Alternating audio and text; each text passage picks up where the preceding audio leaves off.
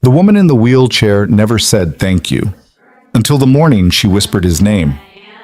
For 3 months, Ethan Cole had helped her cross the street every dawn, believing he was doing something good, something that made him feel human again after years of barely surviving as a single father. But when she finally spoke, when she said thank you, Ethan, without him ever telling her who he was, everything inside him went cold. Because there are only 2 kinds of people who know your name without asking: friends you've made or ghosts you've created. If you want to see how one act of kindness unraveled into a reckoning 8 years in the making, stay until the end. And when you're done, hit that like button and comment what city you're watching from. I want to see how far this story travels. The alarm went off at 4:47 a.m., same as always. Ethan Cole's hand shot out from under the thin comforter, silencing the phone before the sound could wake Lily. His daughter needed every minute of sleep she could get.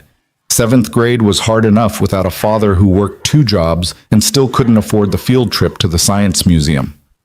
He lay there in the dark for 30 seconds, listening to the radiator clank and hiss in the corner of their studio apartment.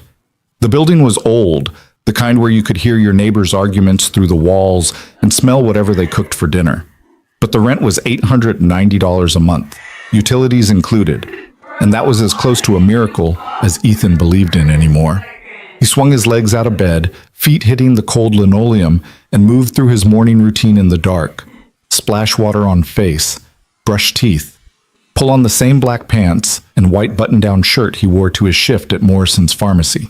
The shirt was getting thin at the elbows, but it was clean, and that counted for something. By 5:15, he was out the door. The November air hit him like a slap, sharp and unforgiving.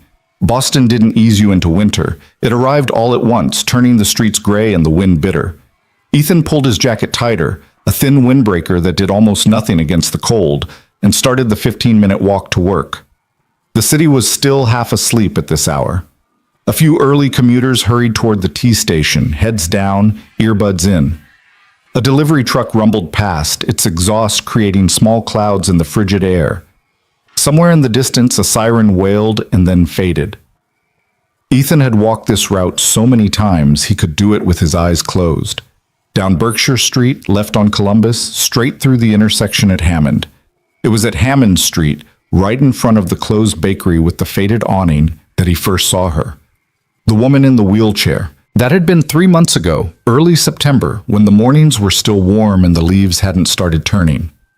She'd been sitting at the corner facing the crosswalk, her hands folded in her lap. The light was red, and she was just waiting. Ethan had noticed her particularly because she was so still. Most people waiting to cross the street had some kind of movement to them, checking their phones, shifting their weight, looking around. But this woman sat perfectly motionless, her face tilted slightly downward, dark hair falling forward to partially obscure her features. He'd stopped a few feet away, waiting for the light to change. And that's when he noticed the wheelchair's front wheels were caught in a crack in the sidewalk, stuck at an angle that would make it difficult for her to move forward when the light turned green. "Excuse me," he'd said, keeping his voice gentle. "Your wheel's caught. Mind if I help?" She hadn't responded, hadn't even looked at him. For a moment, Ethan thought maybe she hadn't heard him, or maybe she was deaf. But then she gave the smallest nod, barely perceptible, just a slight dip of her chin. He'd stepped forward, gripped the wheelchair's handles, and lifted slightly, freeing the wheels from the crack. The light turned green. Without thinking much about it, Ethan pushed her across the street, matching his pace to the pedestrian signal's countdown. On the other side, he'd stepped back. "There you go. Have a good morning." She still didn't speak, didn't turn around, just continued forward, rolling away down the sidewalk until she disappeared around the corner. Ethan thought that would be the end of it. But the next morning, she was there again. Same spot, same time, same posture. Hands folded, head slightly bowed, wheels positioned as if waiting for assistance. He'd helped her again. And the morning after that, and the one after that. By the end of the first week, it had become routine. By the end of the first month, it was habit. By month 3, it was the only part of Ethan's morning that felt like it mattered. Because here was the thing about Ethan Cole's life. It had become very small. There had been a time, years ago, before Lily, before everything fell apart, when his life had felt expansive, full of possibility. He'd been enrolled at UMass Boston studying business administration, working part-time at a sporting goods store, dating a woman named Michelle who laughed at his jokes and talked about the future like it was a place they'd both get to see. Then Michelle got pregnant. They tried to make it work, moved in together, talked about marriage, made plans that felt real for about 6 months. But Michelle had dreams that didn't include a baby or a boyfriend who was suddenly working 40 hours a week at a pharmacy instead of finishing his degree. She'd left 2 weeks after Lily was born, and Ethan hadn't heard from her since. He didn't blame her. Not really. Sometimes he imagined what his life would have looked like if he'd been the one to leave, and the fantasy was so seductive, so full of freedom and possibility, that it scared him. But he'd stayed. And staying had meant dropping out of school. It meant working at Morrison's Pharmacy for $16.50 an hour, picking up weekend shifts at a warehouse in Quincy for another $15. It meant learning to cook dinner for under $5, becoming an expert in thrift store shopping, and discovering exactly how much pride you could swallow before it stopped hurting. His world had contracted to a series of small, repeating loops: apartment to pharmacy to warehouse to apartment, Lily's school to parent-teacher conferences to Lily's school, grocery store every Sunday, laundromat every other Wednesday, church basement food pantry once a month when things got really tight. There wasn't room in that life for heroism or grand gestures. There was only the grinding work of survival, which is why helping the woman in the wheelchair felt important. It was small, yes, insignificant in the grand scheme of things, but it was something kind, something decent. It made him feel for 60 seconds each morning like he was still a person who helped other people, like he hadn't been entirely worn down to nothing. Lily noticed, of course. Lily noticed everything. "You're late again," she'd said one morning about 6 weeks into the routine, looking up from her cereal as Ethan hurried through the door at 3:45 p.m., 15 minutes past when he usually got home from his pharmacy shift. "Sorry, sweetheart, the bus was running behind." "The bus is always running behind." Lily tilted her head, studying him with those sharp, observant eyes that sometimes made Ethan wonder if his 12-year-old daughter was actually 40. "But you're specifically late by the same amount every day." Ethan hung up his jacket, buying time. "What are you, keeping a log?" "I notice patterns." She pushed her glasses up her nose, frames held together with electrical tape after a mishap at school last month. New glasses cost $200 they didn't have. "You help someone, don't you?" He shouldn't have been surprised. Lily was scary smart, the kind of kid who read 3 grades above her level and did her math homework in pen because she never made mistakes. "There's a woman," he admitted, sitting down across from her at their small kitchen table. "She's in a wheelchair. I help her cross the street in the mornings." Lily's expression didn't change. "Every morning?" "Yeah, every morning." "For how long?" "Couple months now." "Does she ask you to help?" "No, but she needs it." Lily ate another spoonful of cereal, chewing thoughtfully. "Does she say thank you?" Ethan paused. In all these weeks, probably 60, 70 times now that he'd helped this woman, she had never once spoken to him, never turned around, never acknowledged him beyond that first small nod. "No," he said. "She doesn't really talk." Lily's tone was neutral, but there was something in it that made Ethan defensive. "Some people have trouble with social interaction," he said. "Maybe she's anxious, or maybe there's something else going on. It doesn't matter. She needs help. I help her. It's simple." "Simple," Lily echoed. She stood up, carrying her bowl to the sink. "Dad?" "Yeah?" "Does she look grateful?" The question landed strange. Ethan thought about it, really thought about it, and realized he didn't know. He'd never seen the woman's face clearly. She always had her head tilted down, hair falling forward, and he was always behind her, pushing the wheelchair. "I don't know, Eb," he admitted. Lily rinsed her bowl, dried her hands, and turned around. "You should pay attention." Then she'd gone to her corner of the studio, a space they'd sectioned off with a bookshelf and a tension rod with a curtain, to do her homework, leaving Ethan sitting alone at the table wondering what exactly his daughter was trying to tell him. But the next morning, and the morning after that, he'd help the woman anyway. Because what else was he supposed to do? Stop helping someone who needed help just because they didn't perform gratitude for him? That felt petty. Wrong. the kind of thinking that led to a smaller, meaner world. So he kept going, kept showing up at 5:30 a.m., kept finding her there at the Hammond Street corner, kept pushing her across in silence. Until the morning, everything changed. It was a Thursday, mid-November, cold enough that Ethan's breath came out in visible puffs, but not yet cold enough for snow. He approached the corner, and there she was, same as always. Hands folded, head down, wheelchair positioned just so. "Morning," he said quietly, stepping behind the chair. The light turned green. He pushed her forward, his hands finding their familiar grip on the rubber handles. They crossed in silence, the wheelchair's mechanisms making soft clicking sounds against the pavement. They reached the other side. Ethan stepped back, ready to continue his walk to the pharmacy. And that's when she spoke. "Thank you, Ethan." Her voice was soft but clear. 3 words, calm and deliberate. Ethan froze, his hand still resting on the wheelchair's handle. His entire body went cold. She'd said his name. His name. He stood there, not breathing, not moving, as she wheeled herself forward down the sidewalk without looking back. Within seconds, she had turned the corner and disappeared from view. Ethan's mind raced, trying to find a reasonable explanation. Maybe he'd worn his name tag from work by accident? He patted his chest. No, the name tag was in his pocket where it always was during his commute. Maybe she'd overheard someone call him by name? But who? There was never anyone else around at this hour. Maybe. No. There was no maybe. He had never told her his name. He was certain of it. Absolutely certain. And yet she knew it. The rest of Ethan's day passed in a blur. He went through the motions at Morrison's, stocking shelves, running the register, consulting with Mr. Morrison about inventory orders. But his mind was elsewhere, circling around and around those 3 words. "Thank you, Ethan." How did she know? By the time his shift ended at 3:30, he'd constructed and demolished a dozen theories. Maybe she'd looked him up somehow, but how? He hadn't given her any information. Maybe she'd followed him home one day and seen his name on the mailbox. But their building didn't have names on the mailboxes, just apartment numbers. Maybe she'd asked someone in the neighborhood, but who would know him well enough to give out his name? None of it made sense. When he got home, Lily was already there, sitting at the table with her homework spread out in front of her.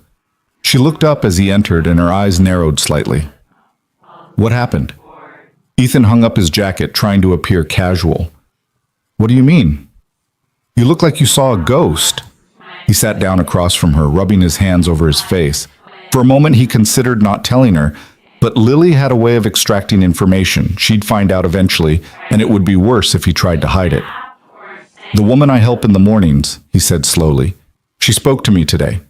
Lily put down her pencil. "What did she say?" "She said, 'Thank you.'" He paused. "And she said my name." His daughter's expression didn't change, but something shifted in her eyes, a sharpening of focus. "You never told her your name?" "No." "You're sure?" "Completely sure." Lily was quiet for a long moment, her fingers drumming against the table in a pattern that meant she was thinking. Finally, she said, "Dad, have you ever actually looked at her? Like, at her face?" Ethan thought about it. "Not really. She always has her head down. For 3 months you've been helping this woman, and you've never seen her face. I'm behind her when I push the wheelchair, and when I'm not, she's looking down," Lily finished. "Which is weird, don't you think? Most people would at least glance at someone helping them." "Maybe she's shy." "Maybe." Lily's tone suggested she thought otherwise. "Or maybe she doesn't want you to recognize her." The words sent a chill through Ethan. "Recognize her from where?" "I don't know, but people don't usually hide their faces from strangers. They hide them from people they know." She leaned forward. "Dad, when's the last time you really thought about everyone you know? Not just now, but before. Before I was born. Before you worked at the pharmacy." Ethan's stomach tightened. There were parts of his past he didn't think about, couldn't afford to think about. "Lily, that was over a decade ago." "So?" "So I barely remember those years. I was a different person." "Were you a good person?" The question hit him like a physical blow. Lily's face was serious, her eyes searching his. Ethan started, then stopped. "What kind of question is that?" An important one. She gathered her homework into a neat pile. Because if this woman knows your name and you don't know how, that means something. And if she's been letting you help her every single day for months without saying anything, that means something too. It doesn't mean anything bad, Ethan said, hearing the defensiveness in his own voice. Maybe she's just... Dad? Lily's voice was gentle but firm. You taught me to trust my instincts. My instincts say something is wrong. That night, after Lily had gone to bed behind her curtain, Ethan sat alone at the kitchen table with a cup of instant coffee going cold in front of him. The apartment was quiet except for the ever-present hiss of the radiator and the distant sound of traffic on Columbus Avenue. He thought about what Lily had said, about being a good person, about the past. The truth was, there were years of his life he'd intentionally pushed away, buried under the weight of daily survival. After Michelle left, after he became a single father at 23, there'd been no time for reflection or regret, only the immediate demands of feeding a baby, finding work, keeping a roof overhead. But before that, before Lily, before responsibility, there had been a different Ethan. Younger, stupider, more careless with his choices. He got up and went to the small closet by the front door, reaching up to the top shelf where he kept a cardboard box he hadn't opened in years. Inside were remnants of his old life. A UMass student ID with a photo of him looking impossibly young, ticket stubs from concerts he could barely remember, a few birthday cards from his mother before she'd died, and a manila folder containing documents he'd shoved in there and tried to forget. His hands were shaking slightly as he pulled out the folder. Inside were papers from his early 20s, tax returns from his sporting goods store job, a lease agreement for an apartment in Alston he'd shared with 2 roommates, a traffic ticket from 2015, and underneath all of that, a police report. Ethan stared at it, his heart beginning to pound. He remembered this, had spent 8 years trying not to remember it. The report was dated March 17, 2017, a traffic accident on Route 93, just outside the city. Ethan had been a witness, one of several people who'd been driving nearby when a silver Honda Civic had been struck by a commercial truck that ran a red light. He remembered stopping, remembered the sound of twisted metal and car alarms, remembered giving his statement to the police officer who'd taken his information. What he remembered less clearly, what he'd worked very hard to forget, were the details that came after. A week later, a man had shown up at his apartment. Mid-40s, expensive suit, lawyer's card that identified him as representing Allied Interstate Trucking. The man had been polite, friendly even. He'd explained that the accident was complicated, that there were questions about who was at fault, that witness statements would be crucial, and then he'd offered Ethan money. Just to clarify a few things in your statement, the man had said, sliding an envelope across the kitchen table. Make sure the timeline is accurate. You might have been confused about the traffic light. It was late. You were tired. These things happen. Ethan had been 24 years old. He'd been working 40-hour weeks and taking night classes, trying to finish his degree while living in a shitty apartment and eating ramen for dinner 4 nights a week. His checking account had $127 in it. The envelope contained $3,000 in cash. He'd told himself it wasn't really lying. He told himself he genuinely might have been confused about the light, that maybe it had been yellow instead of red, that his memory wasn't perfect. He told himself that $3,000 could pay for 2 months of rent and the medical bill from when he'd sprained his ankle and gone to urgent care without insurance. He'd taken the money. He'd called the lawyer back and clarified his statement, changed a few words, adjusted the timeline, made it sound like maybe, possibly, the Honda Civic could have been at fault instead of the truck, and then he'd shoved the whole thing into a box and tried never to think about it again. Now, sitting in his dark apartment 8 years later, Ethan forced himself to read through the police report. There were 3 other witnesses listed. He scanned their names, trying to remember if any of them had seemed familiar. And then he saw it. Under victim information, driver of the Honda Civic, Clara Vaughn, age 24. Occupation, dancer. Injuries: severe spinal trauma, compound fractures to both legs, internal bleeding. Ethan's hands went numb. He got up, went to the kitchen counter where he'd left his phone, and did something he should have done months ago. He searched for Clara Vaughn. The first result was a news article from March 2017. Local dancer's career cut short by tragic accident. The photo showed a young woman with dark hair and a radiant smile, posed mid-leap in a dance studio. The article explained that Clara Vaughn had been a rising talent in Boston's contemporary dance scene, performing with a prestigious company and teaching classes on the side. The accident had left her with permanent spinal damage and the loss of mobility in both legs. The second result was a legal filing from 2018, Vaughn v. Allied Interstate Trucking Settlement Agreement. Ethan clicked on it with shaking hands. The document was dense with legal language, but the essential facts were clear. Clara had sued the trucking company for damages. The case had initially looked strong, but witness testimony, specifically conflicting accounts about the traffic signal, had complicated her claim. The settlement she eventually received was a fraction of what her lawyers had initially sought. Ethan felt sick. His clarification had done that. His $3,000 had helped a corporation deny a young woman the compensation she deserved for an accident that destroyed her career and her body. He sat there for a long time, the phone screen going dark in his hand, trying to breathe. Clara Vaughn, the woman in the wheelchair he'd been helping every morning for 3 months. She knew exactly who he was, and she'd been waiting. Ethan didn't sleep that night. He lay in bed, staring at the ceiling, his mind racing through implications and possibilities. Why had Clara been at that corner every morning? What did she want? Was she planning to confront him, expose him, call the police? Worse, did she deserve to? The answer to that last question was obviously yes. Of course she deserved to. He'd taken money to lie. He'd helped a corporation escape responsibility for ruining someone's life. The fact that he'd been young and broke and stupid didn't change what he'd done. But what was he supposed to do now? Go to her? Apologize? Try to explain that he'd been a different person back then? That he'd made a terrible choice he'd regretted ever since? Except he hadn't regretted it. Not really. He'd forgotten about it. Buried it. Let himself off the hook by pretending it had never happened. At 4:47 a.m., the alarm went off. Ethan silenced it and lay there in the dark, trying to decide what to do. He could skip the corner, take a different route to work, avoid Clara entirely and pretend this revelation had never happened. But that was the coward's choice, and whatever else he was, however many mistakes he'd made, Ethan didn't want to be a coward. Not in front of Lily. Not in front of himself. He got up, got dressed, and headed out into the cold November morning.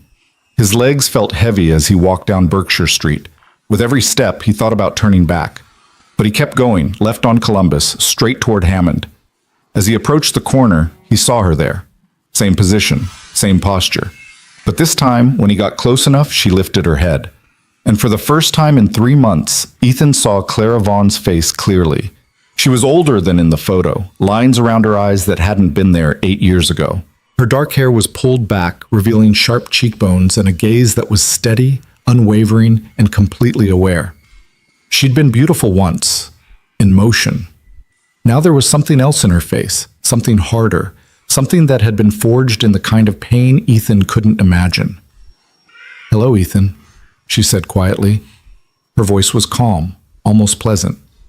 "We should talk." The words hung in the frigid morning air between them, and Ethan felt his throat close up. The street was empty except for the two of them and the distant rumble of an early delivery truck several blocks away. A gust of wind swept down Hammond Street, carrying the smell of exhaust and something baking from the closed bakery behind them. "I don't," Ethan started, but his voice came out strangled.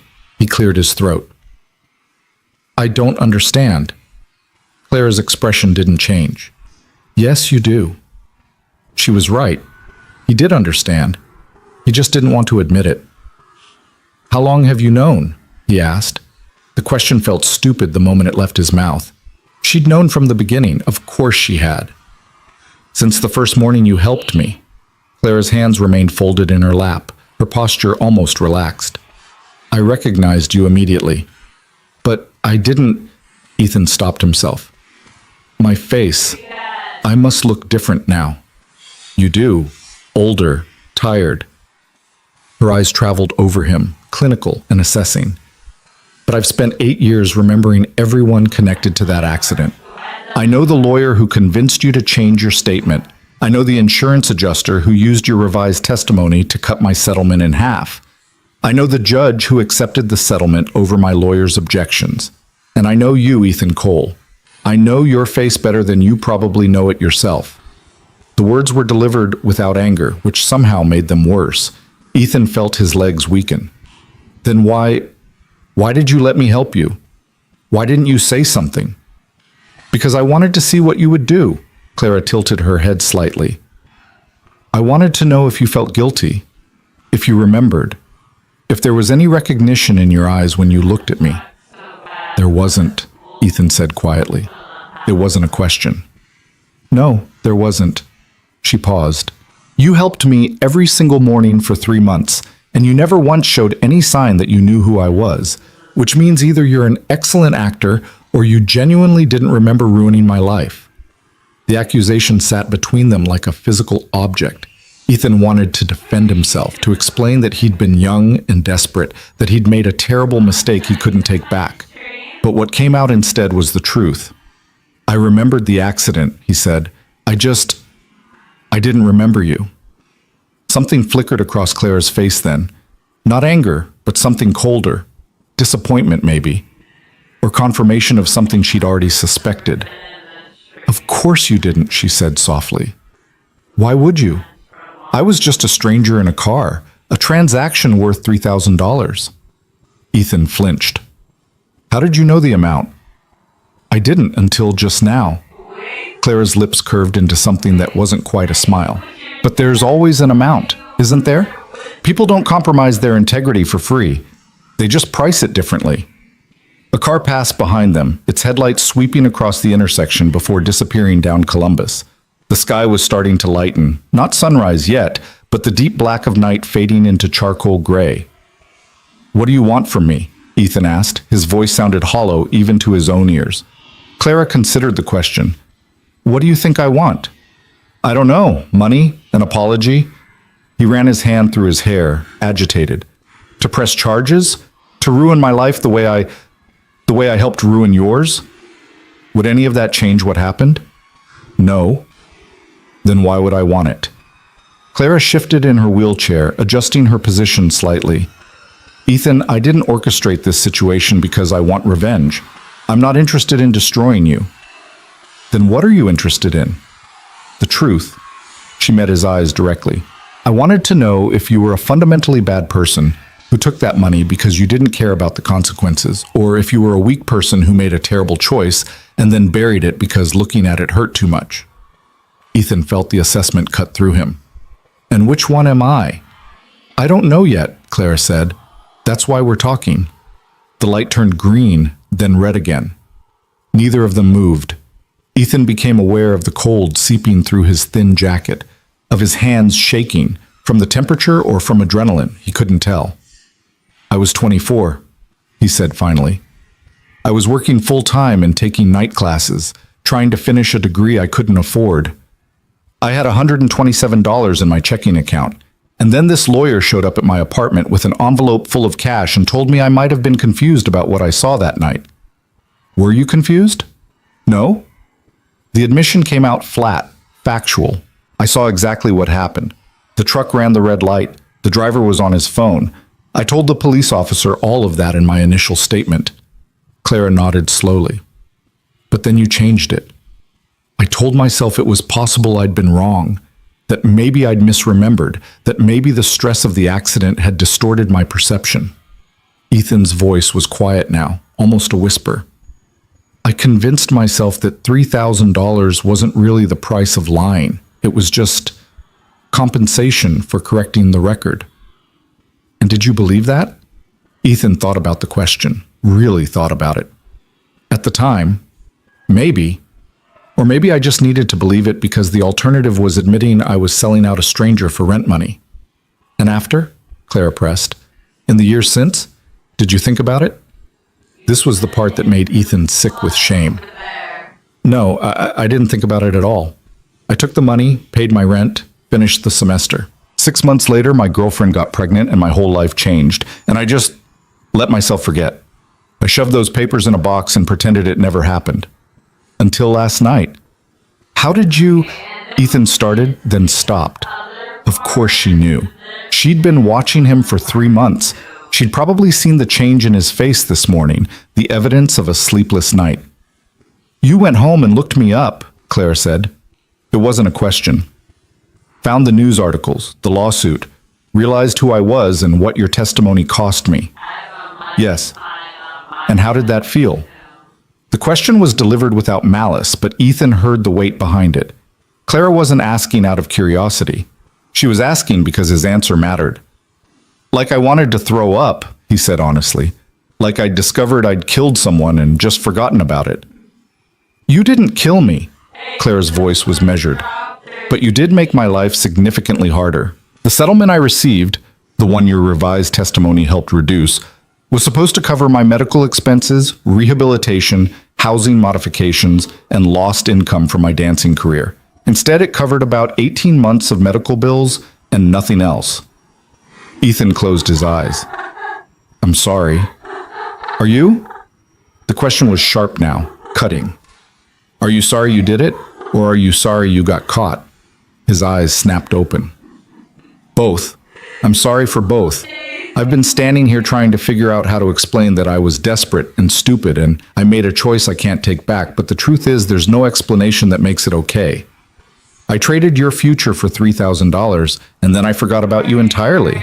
That's not something apologies fix." Clara studied him for a long moment. The sky continued to lighten behind her, the streetlights starting to look pale and unnecessary against the coming dawn. "Do you have children?" she asked suddenly. The question caught Ethan off guard. Yes, a daughter. She's 12. "What's her name?" "Lily." "Does Lily know what you did?" Ethan felt his chest tighten. "Not until last night. She asked me about you, about the woman I was helping. She had questions about why you never spoke, why you never looked at me. And then when you said my name yesterday, I couldn't keep it from her." "What did you tell her?" "The truth." The words came out rough. "I told her I'd been a witness to an accident 8 years ago, and that I'd taken money to change my statement.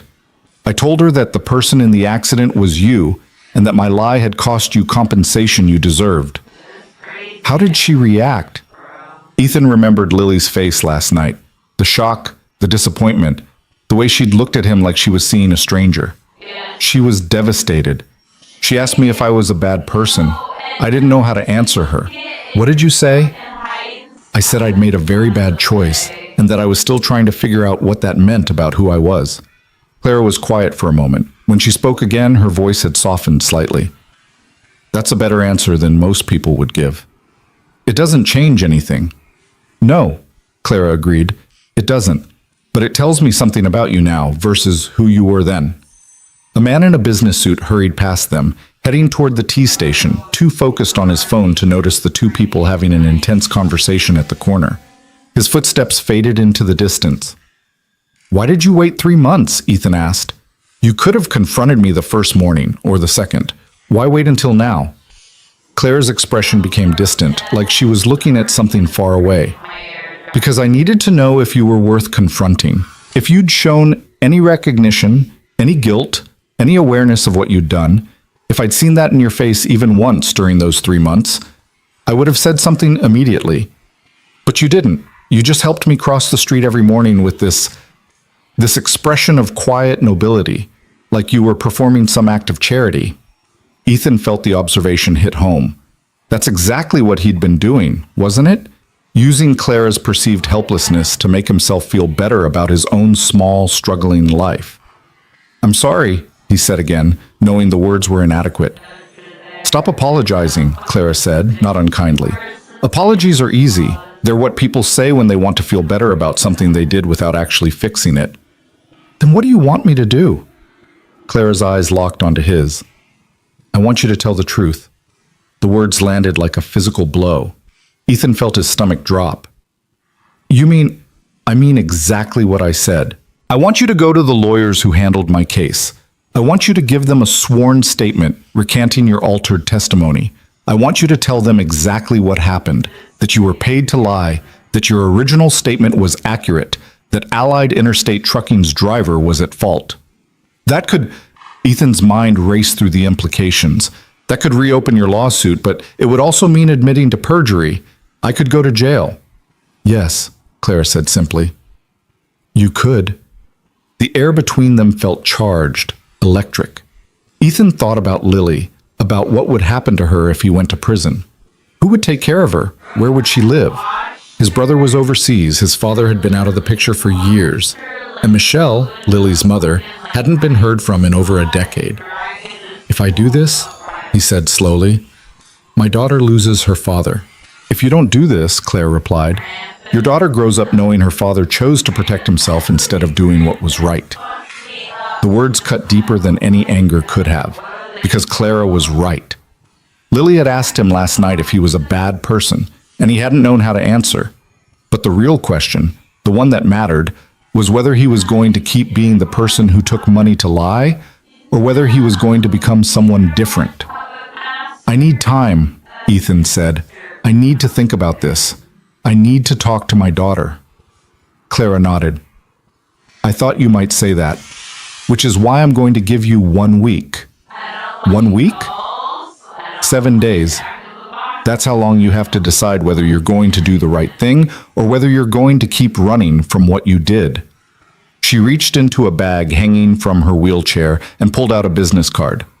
This is my lawyer's information. If you decide to come forward, call him. He'll know what to do. Ethan took the card with numb fingers. The name embossed on it read David Chen, attorney at law, with a phone number and an address in downtown Boston. And if I don't call? He asked quietly. Clara's expression hardened. Then I'll make sure everyone knows what you did. I have copies of both witness statements, your original one and the revised version. I have the lawyer's notes documenting that you were paid. I have bank records showing the deposit. If you won't tell the truth voluntarily, I'll make sure it comes out anyway. That's blackmail. No, Clara said calmly. Blackmail is when you threaten to reveal someone's secrets unless they pay you. I don't want your money, Ethan. I don't want anything from you except honesty. What I'm offering is a choice.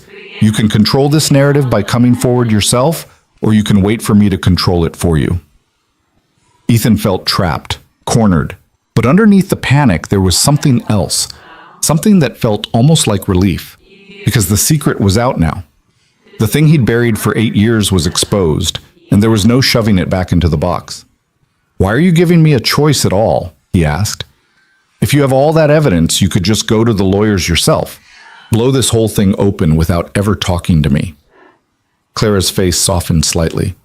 Because I've spent 8 years living with the consequences of your choice. And I've learned something in that time. Forcing someone to do the right thing isn't the same as them choosing to do it.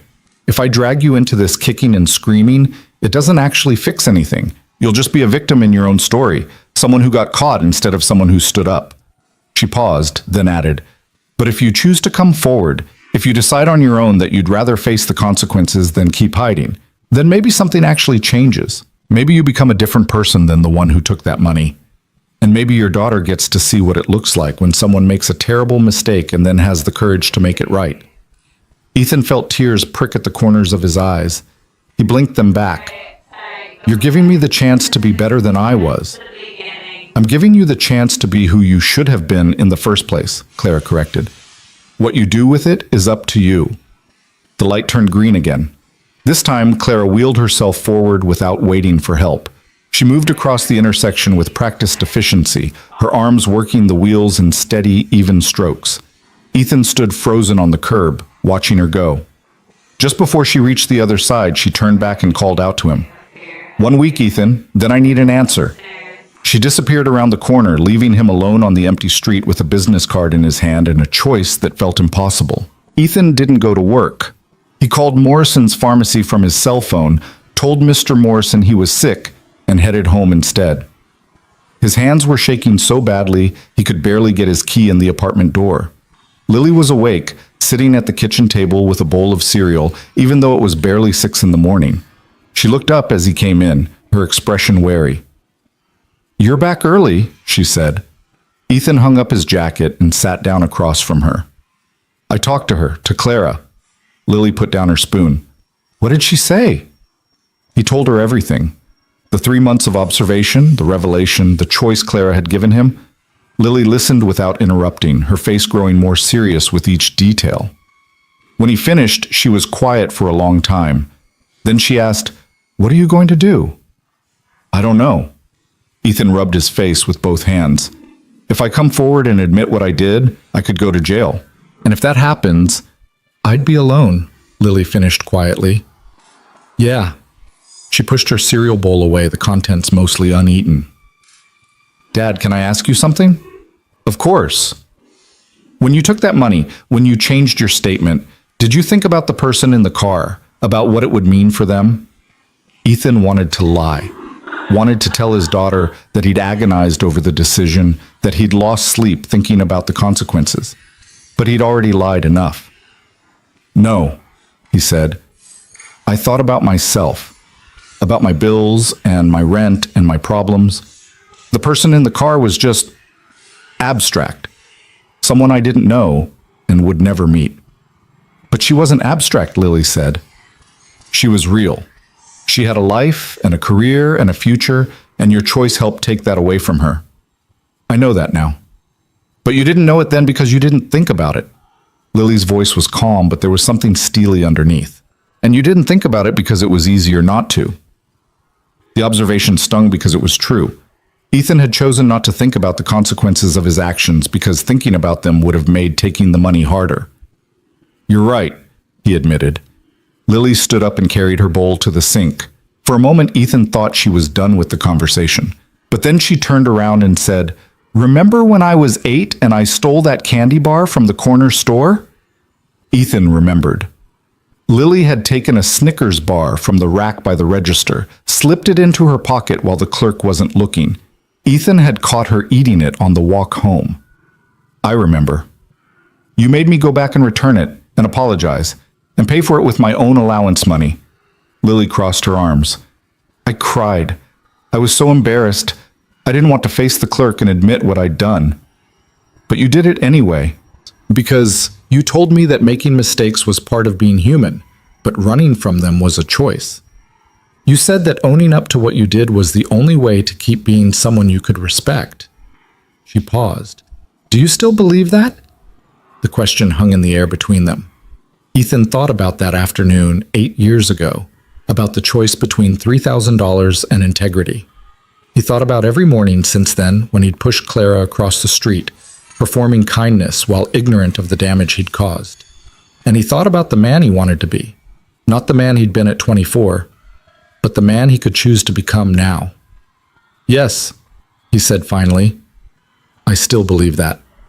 Lily nodded. "Then I think you know what you have to do." "It's not that simple. If I go to jail..." "Dad," Lily's voice was gentle but firm. "I'm 12 years old. I'm not a baby. I know what could happen if you tell the truth. But I also know what happens if you don't." "What's that?" "I grew up knowing that when things got hard, when you had to choose between doing the right thing and protecting yourself, you chose yourself. And every time I look at you, I'll wonder if you'd make that same choice again. If when it really mattered, you'd choose me over doing what was right." The words hit Ethan like a punch to the gut, because Lily was articulating something he hadn't even fully processed himself, that his choice now would define their relationship for the rest of her life. "I don't want you to be alone," he said quietly. "I don't want that either," Lily replied. "But I'd rather be alone temporarily than spend the rest of my life with a father who taught me that integrity only matters when it's convenient." Ethan felt something break open inside his chest. His daughter, his 12-year-old daughter, was braver and clearer about right and wrong than he'd been at 24. Than he'd been at 32, for that matter. "When did you get so wise?" he asked, his voice rough. "I had a good teacher," Lily said. "At least I did before last night." The words stung, but they were fair. Ethan had spent 12 years teaching his daughter about responsibility, honesty, and standing up for what was right. And then she'd discovered that he'd failed to live up to those standards himself. "I can fix this," he said. "I can be that teacher again." "I know you can." Lily came back to the table and sat down across from him. "But you have to actually do it, not just talk about it." Ethan looked at his daughter's face. Serious, determined, holding him accountable in a way that most adults wouldn't. And he realized that this was the moment that would define the rest of their lives together. Not the mistake he'd made 8 years ago, but the choice he made now, with full knowledge of the consequences. "I'm going to call the lawyer," he said. "I'm going to tell the truth about what happened, and I'm going to face whatever comes after." Lily's expression didn't change, but something eased in her shoulders. "Okay, but we need to make plans. In case things go badly, we need to figure out where you'll stay. We'll take care of you if I can't." "We'll figure it out," Lily said. "But Dad?" "Yeah. Thank you for choosing the right thing." Ethan felt tears burn in his eyes. He reached across the table and took his daughter's hand. "I'm sorry it took me so long to get here." "Better late than never," Lily said softly. They sat there together as the morning sun finally broke over the buildings outside, streaming through their small window and filling the kitchen with pale yellow light. Ethan thought about Clara, about the 8 years she'd spent rebuilding a life after her future had been stolen. He thought about the $3,000 that had seemed so important at the time, and how little it meant compared to what it had cost. And he thought about the phone call he needed to make. "I should do this now," he said, pulling out the business card Clara had given him. "Before I lose my nerve." Lily squeezed his hand. "I'll be right here." Ethan picked up his phone and dialed the number on the card. It rang 3 times before someone answered. "David Chen's office." "Hi," Ethan said, his voice steadier than he expected. "My name is Ethan Cole. I need to speak with Mr. Chen about a case involving Clara Vaughn. I have information about witness testimony that was compromised." There was a pause on the other end of the line. "Can you hold, please?" "Yes." The line went to hold music, something classical and oddly soothing. Ethan looked at Lily, who gave him an encouraging nod. 30 seconds later, a man's voice came on the line. "This is David Chen. Am I speaking with Ethan Cole?" "Yes, sir." "And you're calling about the Vaughn case? The Allied Interstate trucking accident from 2017? "Yes. I was a witness. I gave testimony that—" Ethan's throat tightened. "That wasn't truthful, and I'd like to correct the record." Another pause, longer this time. When Chen spoke again, his voice was carefully neutral. "Mr. Cole, are you aware that what you're describing could have serious legal implications for you personally?" "Yes, sir, I am." "And you still want to proceed?" Ethan looked at his daughter, at her clear, honest eyes. "Yes, I do." "All right," Chen said. "I think we need to meet in person. Are you available this afternoon?" "I'll make myself available." "Good. Come to my office at 2 o'clock. The address is on the card Ms. Vaughn gave you. And Mr. Cole?" "Yes?" "You're doing the right thing." The words should have felt reassuring, but they just made Ethan more aware of how wrong everything that had come before had been. "Thank you," he said. "I'll see you at 2. He hung up and sat there for a moment, staring at his phone. It was done. He'd set the wheels in motion. There was no taking it back now. "How do you feel?" Lily asked. Ethan thought about it, terrified, ashamed, uncertain about the future. But underneath all of that, there was something else, something that felt almost like freedom. "Like I can finally breathe," he said. The hours between the phone call and the 2 o'clock appointment stretched out like taffy, each minute feeling both too fast and impossibly slow. Ethan sat at the kitchen table with a cup of coffee he couldn't bring himself to drink, watching the clock on the microwave tick forward with mechanical indifference.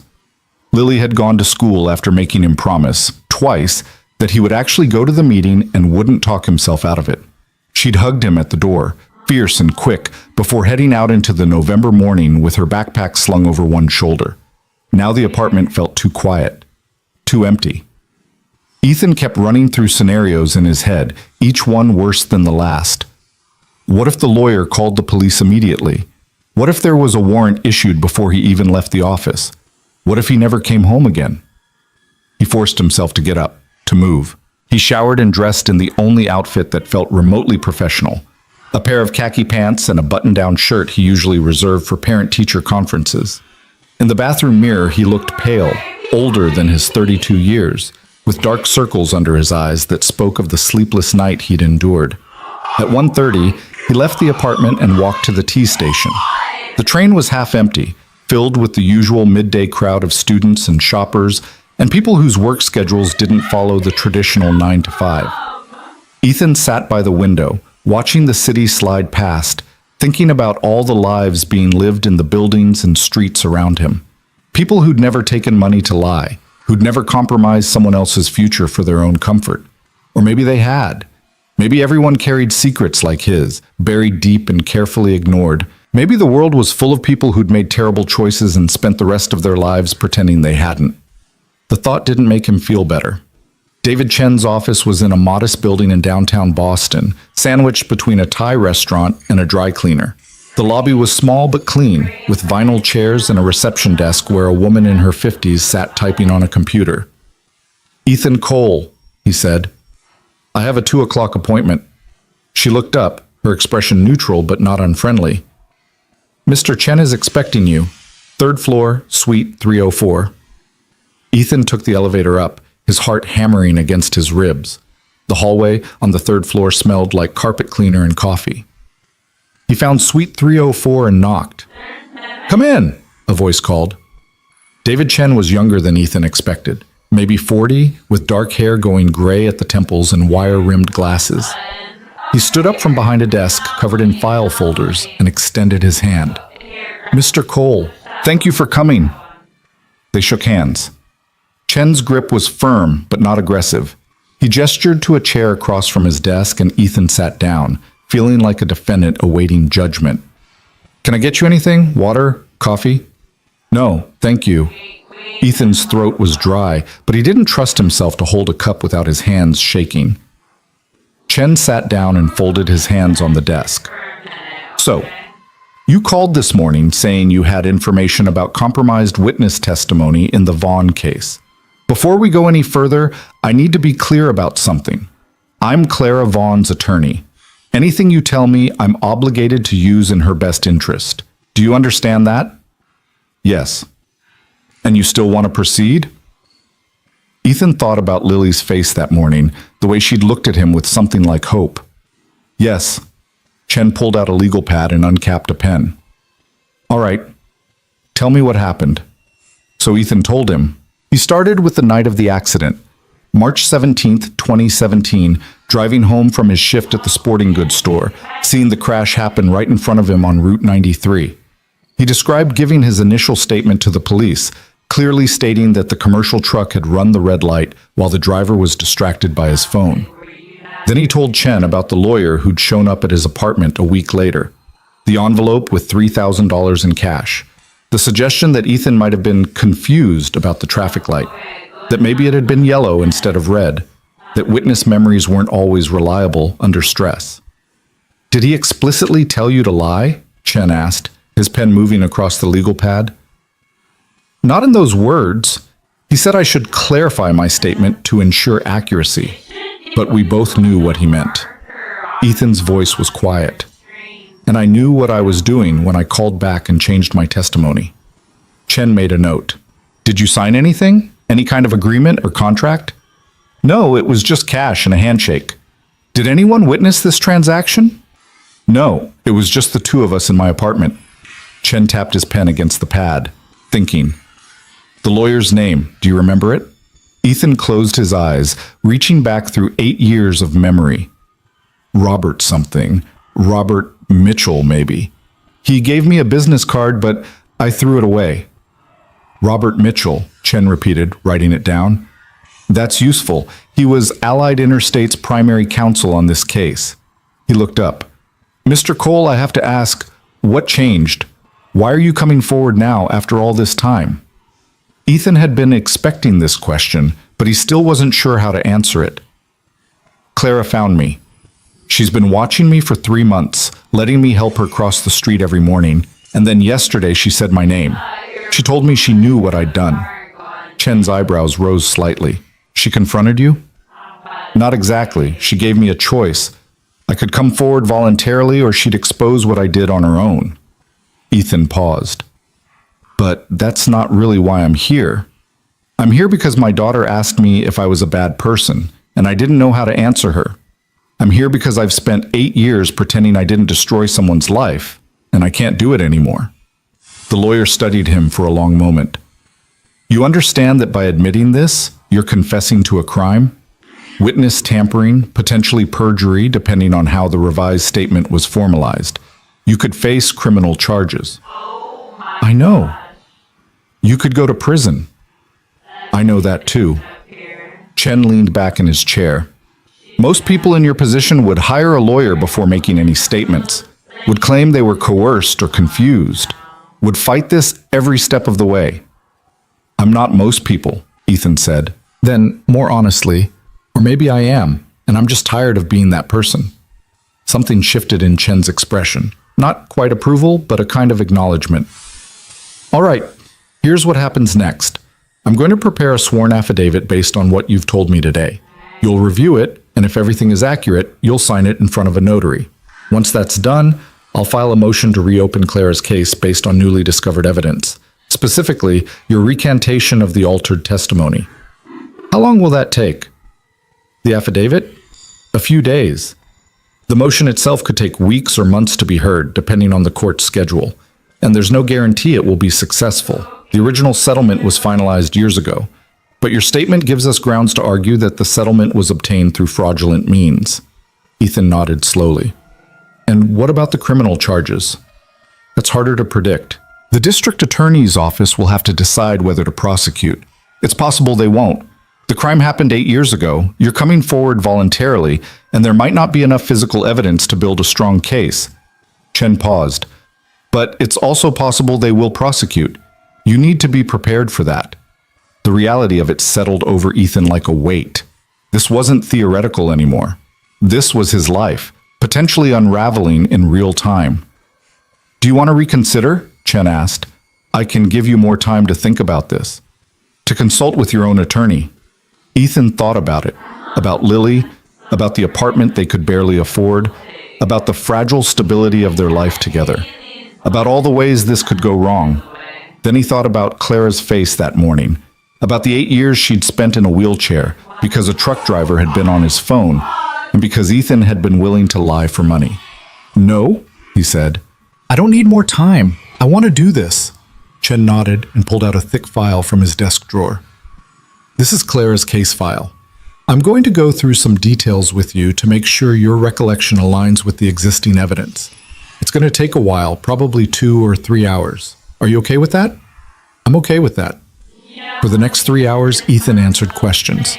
What time had the accident occurred? What was the weather like? Where exactly had he been positioned on the road? What had he seen in the moments before impact? Chen cross-referenced everything Ethan said against the police report, the accident reconstruction, and the testimony of other witnesses. It was exhausting. Ethan found himself reliving that night in vivid detail. The screech of tires, the sound of metal crumpling, the way the Honda Civic had spun across 2 lanes before coming to rest against the median barrier. He'd been 24 years old, driving home after a 10-hour shift, and he'd seen a woman's life change in an instant. And then he'd helped the people responsible escape accountability. By the time Chen finally put down his pen, it was almost 5:30. The light outside the office window had faded to the deep blue of early evening. "That's everything I need for now," Chen said. "I'll draft the affidavit and have it ready by Friday. Can you come back then to review and sign it?"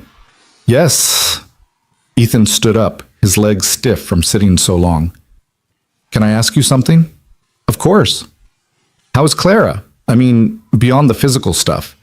Is she okay?" Chen considered the question. "She's resilient, stronger than most people would be in her situation. But the accident took a lot from her. Her dance career, obviously, her financial security, her sense of safety in the world." He paused. The hardest part wasn't the physical injuries. It was the knowledge that the system failed her, that people lied and got away with it, and there was nothing she could do about it. Ethan felt the words like a knife between his ribs. "I was one of those people." "Yes," Chen said simply. "You were. But you're also the only one who's trying to make it right." The observation didn't make Ethan feel better, but it gave him something to hold on to as he left the office and stepped back out into the cold November evening. He took the T home, watching the city lights blur past the train windows. Commuters packed in around him, people heading home from work, heading out to dinner, living their normal lives. Ethan wondered how many of them were carrying secrets like his. How many had made choices they couldn't take back. When he got home, Lily was already there, sitting at the kitchen table with her homework spread out in front of her. She looked up as he came in, her eyes searching his face. How did it go? Ethan hung up his jacket and sat down across from her. I told him everything. He's drafting an affidavit for me to sign on Friday. And then what? And then he files a motion to reopen Clara's case, and we wait to see what happens. Lily closed her textbook. Are you scared? Terrified, Ethan admitted, but also relieved. Like I've been holding my breath for 8 years, and I can finally exhale. His daughter reached across the table and took his hand. I'm proud of you, Dad. The words broke something open in Ethan's chest. He squeezed her hand, not trusting himself to speak.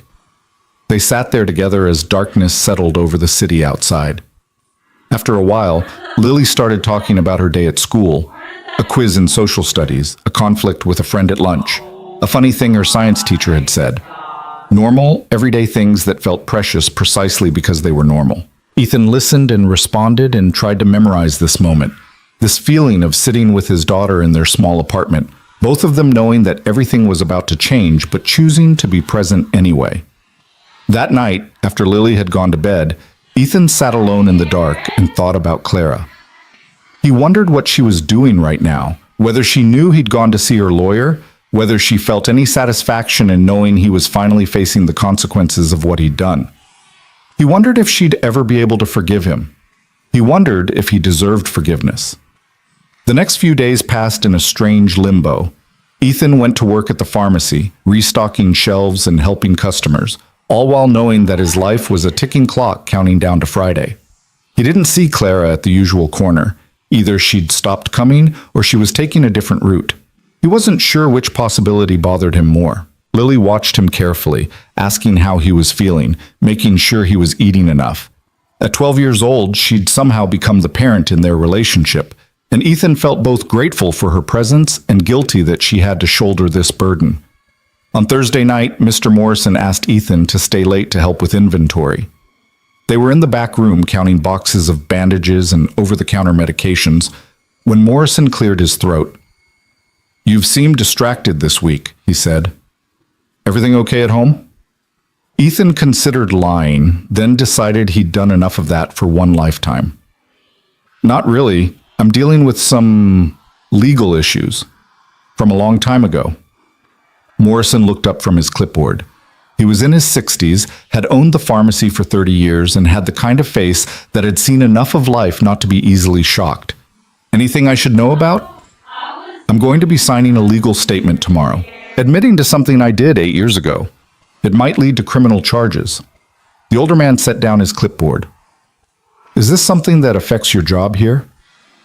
I don't know yet, but I wanted you to know in case I need to take time off, or if things go badly and I can't come back at all. Morrison was quiet for a moment, then he asked, Is this the right thing to do? Signing this statement? Yes, Ethan said without hesitation. Then do it. And don't worry about the job. We'll figure it out. The simple acceptance in Morrison's voice made Ethan's throat tight. Thank you. We all make mistakes, Ethan. What matters is what we do about them. Morrison picked up his clipboard again. Now help me count these aspirin bottles before we're both here until midnight. Friday arrived cold and bright. Ethan called in sick to work again. Morrison had given him a knowing look when he'd mentioned needing Friday off, and told him to take whatever time he needed. Lily had wanted to skip school to come with him, but Ethan had convinced her to go, promising to text her as soon as it was done. He arrived at Chen's office at 10 in the morning. The receptionist ushered him straight back, and he found Chen waiting with a stack of documents. I've prepared the affidavit, Chen said, gesturing to the papers. Read through it carefully, make sure everything is accurate. If you want to change anything, now's the time. Ethan sat down and began to read. The document was written in formal legal language, but the facts were all there. his original truthful testimony, the visit from Robert Mitchell, the cash payment of $3,000, his decision to alter his statement, and the specific ways he had changed his account of the accident. Reading it felt like looking at an X-ray of his own moral failure. Every sentence was a reminder of the choice he'd made, the person he'd been. But it was also the truth, laid out cleanly and completely, with nowhere left to hide. "It's accurate," he said finally. "All of it." Chen called in a notary, a woman in a gray suit who asked Ethan to raise his right hand and swear that the statement was true to the best of his knowledge. Ethan did, his voice steady despite the way his hands shook. He signed the affidavit in 3 places. The notary added her seal and signature. And just like that, it was done. "What happens now?" Ethan asked. "Now I file the motion with the court," Chen said. "I'll also send copies to the district attorney's office and to Allied Interstate's legal team. You should expect that things will start moving fairly quickly after that." "How quickly?" "Could be days, could be weeks. The DA will need to decide whether to pursue charges. Allied Interstate will likely try to fight the motion. And Clara..." He paused. "Clara will need to decide if she wants to pursue a new lawsuit or if she wants to settle." Ethan nodded. None of this was in his control anymore. He'd done the only thing he could do, which was tell the truth. "One more thing," Chen said. "Clara wanted me to give you this if you went through with signing the affidavit." He handed Ethan an envelope, plain white, with Ethan's name written on the front in careful handwriting. Ethan stared at it. "What is it?" "I don't know. She didn't tell me." Chen stood up and extended his hand. "Thank you for doing this, Mr. Cole. I know it wasn't easy." They shook hands, and Ethan left the office with the envelope tucked into his jacket pocket. He didn't open it until he was outside, standing on the sidewalk in the cold November air. Inside was a single sheet of paper with a handwritten note. "Ethan, I didn't know if you would do this. I hoped you would, but I've learned not to trust hope too much. The fact that you're reading this means you chose truth over comfort, which is harder than most people realize. I can't forgive you yet. Maybe I never will. But I can acknowledge that you're trying to be better than you were. That counts for something.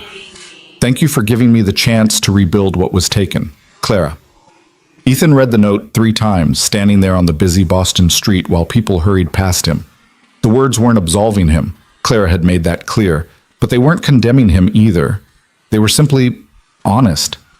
He folded the note carefully and put it back in the envelope, then pulled out his phone and texted Lily.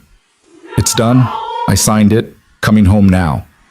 Her response came back almost immediately. "I'm proud of you." Ethan stood there for a moment longer, looking up at the gray November sky. He thought about the chain of events that had led him here.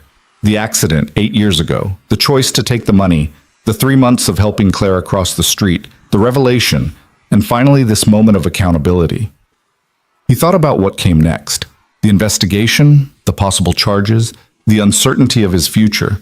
He thought about Lily and how they would manage if he went to prison. He thought about Clara and whether his confession would actually help her get the compensation she deserved. And then he started walking home, because that was all he could do. Put one foot in front of the other and face whatever came next. The weekend passed quietly. Ethan and Lily stayed in the apartment, watching movies and cooking simple meals and not talking much about the affidavit or what it might mean. It felt like they were both holding their breath, waiting for the other shoe to drop. On Monday morning, Ethan was getting ready for work when his phone rang. Unknown number. He answered it with his heart in his throat. "Mr. Cole, this is Assistant District Attorney Jennifer Walsh. I need to speak with you about a legal matter. Are you available to come to my office this afternoon?" Ethan closed his eyes. "Yes. What time?" 2 o'clock, Suffolk County District Attorney's Office, 1 Bullfinch Place. Ask for me at the reception desk." "I'll be there." He hung up and stood there for a moment, phone still in his hand. This was it. The beginning of whatever came next. Lily appeared in the doorway of the bathroom, toothbrush in hand. "Who was that?" "The district attorney's office. They want to see me this afternoon." His daughter's face went pale, but she nodded. "Okay. Do you want me to come with you?" "No, sweetheart. You go to school. I'll text you when I'm done." Promise? Promise. She came over and hugged him, fierce and tight. Whatever happens, we'll figure it out. Ethan held his daughter and tried to believe that was true. At 2 o'clock, he walked into the district attorney's office, his palms sweating despite the cold. The building was imposing, all marble and authority. A receptionist directed him to the 3rd floor, where he found ADA Jennifer Walsh waiting in a small conference room. She was younger than he expected, maybe 35, with red hair pulled back in a bun and sharp green eyes that seemed to take in everything at once. She gestured to a chair. Mr. Cole, thank you for coming. I've reviewed your affidavit regarding the Vaughn case. Ethan sat down. Okay, I'm going to be direct with you. What you've described in this document, accepting payment to alter witness testimony, constitutes witness tampering under Massachusetts law. It's a serious crime that carries a potential sentence of up to 10 years in prison. The number hit Ethan like a physical blow. 10 years. Lily would be 22 by the time he got out. He'd miss her entire adolescence, her high school graduation, her first years of college if she was able to go. Walsh continued, her tone businesslike. However, there are complicating factors. The incident occurred 8 years ago, which is within the statute of limitations, but barely. You're coming forward voluntarily rather than being caught. And we'd have to prove that you actually received money and that it directly influenced your testimony, which might be difficult given the time that's passed and the lack of physical evidence. Ethan found his voice. I'm not trying to avoid responsibility. I did what I said I did. I took the money, and I lied. Walsh studied him. I believe you, but belief and prosecutable evidence are two different things. She pulled out a folder. I've also been reviewing the original case. The lawyer who allegedly paid you, Robert Mitchell, has since been disbarred for unrelated ethics violations. Allied Interstate Trucking has a documented history of pressuring witnesses in accident cases. And your original statement, the truthful one, aligns with the testimony of 2 other witnesses and the accident reconstruction report. So what does that mean? It means I have options. Walsh leaned back in her chair. I could charge you with witness tampering and take this to trial. We might win, we might not. Or I could offer you a deal. You cooperate fully with the investigation into Allied Interstate and Robert Mitchell. You testify if we pursue charges against them. And in exchange, we pursue reduced charges or potentially no charges against you. Ethan's mind raced. You'd go after them instead of me? They're the bigger fish. Mitchell was a licensed attorney who corrupted the legal process. Allied Interstate has done this multiple times. You're a kid who made a terrible choice when you were desperate. She paused. Don't misunderstand me. What you did was wrong. But punishing you doesn't necessarily serve justice if it means letting the people who systematically corrupt our legal system go free. What would I have to do? Tell us everything you remember about Mitchell's approach. Help us build a case against him and the company. Be willing to testify in court if it comes to that. Walsh met his eyes. And accept that this is going to be public. Your name, what you did, all of it. People will know. Ethan thought about Morrison at the pharmacy, about Lily's school, about their neighbors in the apartment building. Everyone would know he'd been the kind of person who took money to lie. There'd be no hiding from it. But then again, hadn't that been the point? To stop hiding? I'll do it, he said. Whatever you need. Walsh nodded and pulled out more paperwork. Then let's get started. They spent 3 hours in that conference room. Walsh asked questions Ethan hadn't thought about in years, pulling details from his memory like a surgeon extracting fragments. What day of the week had Mitchell shown up at his apartment? What time? What exactly had the lawyer said, word for word, if Ethan could remember? Had he mentioned anyone else's name? Had there been any paperwork, even something Ethan hadn't signed? Ethan answered everything as honestly as he could, watching Walsh's assistant take notes on a laptop while Walsh herself scribbled observations on a legal pad. When they finally finished, it was past 5 o'clock and Ethan's head was pounding. That's good for now, Walsh said, closing her folder. We'll be in touch as the investigation develops. In the meantime, don't leave the state without notifying me, and don't discuss the details of this case with anyone except your attorney, if you decide to get one, which I'd recommend. Ethan stood up, his legs stiff from sitting. Can I ask you something? Sure. Do you think Clara will get what she deserves from all of this? Walsh's expression softened slightly. I think she has a much better chance now than she did before you came forward. Whether that translates into actual compensation depends on a lot of factors outside my control. But you gave her something important. What's that? The truth. Sometimes that matters more than money. Ethan wasn't sure he believed that, but he nodded anyway and left the building, stepping out into the early evening darkness. The temperature had dropped, and his breath came out in white clouds as he walked to the T station. He texted Lily from the train. Done with the DA, heading home. Long story, but I think it's okay. Her response was immediate. Pizza for dinner? You sound like you need pizza. Despite everything, Ethan smiled. Yeah, pizza sounds perfect. When he got home, Lily had already called in an order to the cheap place 2 blocks away that sold slices for $1.50 each. They ate at the kitchen table, and Ethan told her about the meeting with Walsh, about the possibility of cooperating in an investigation rather than facing charges himself. So, you might not go to jail?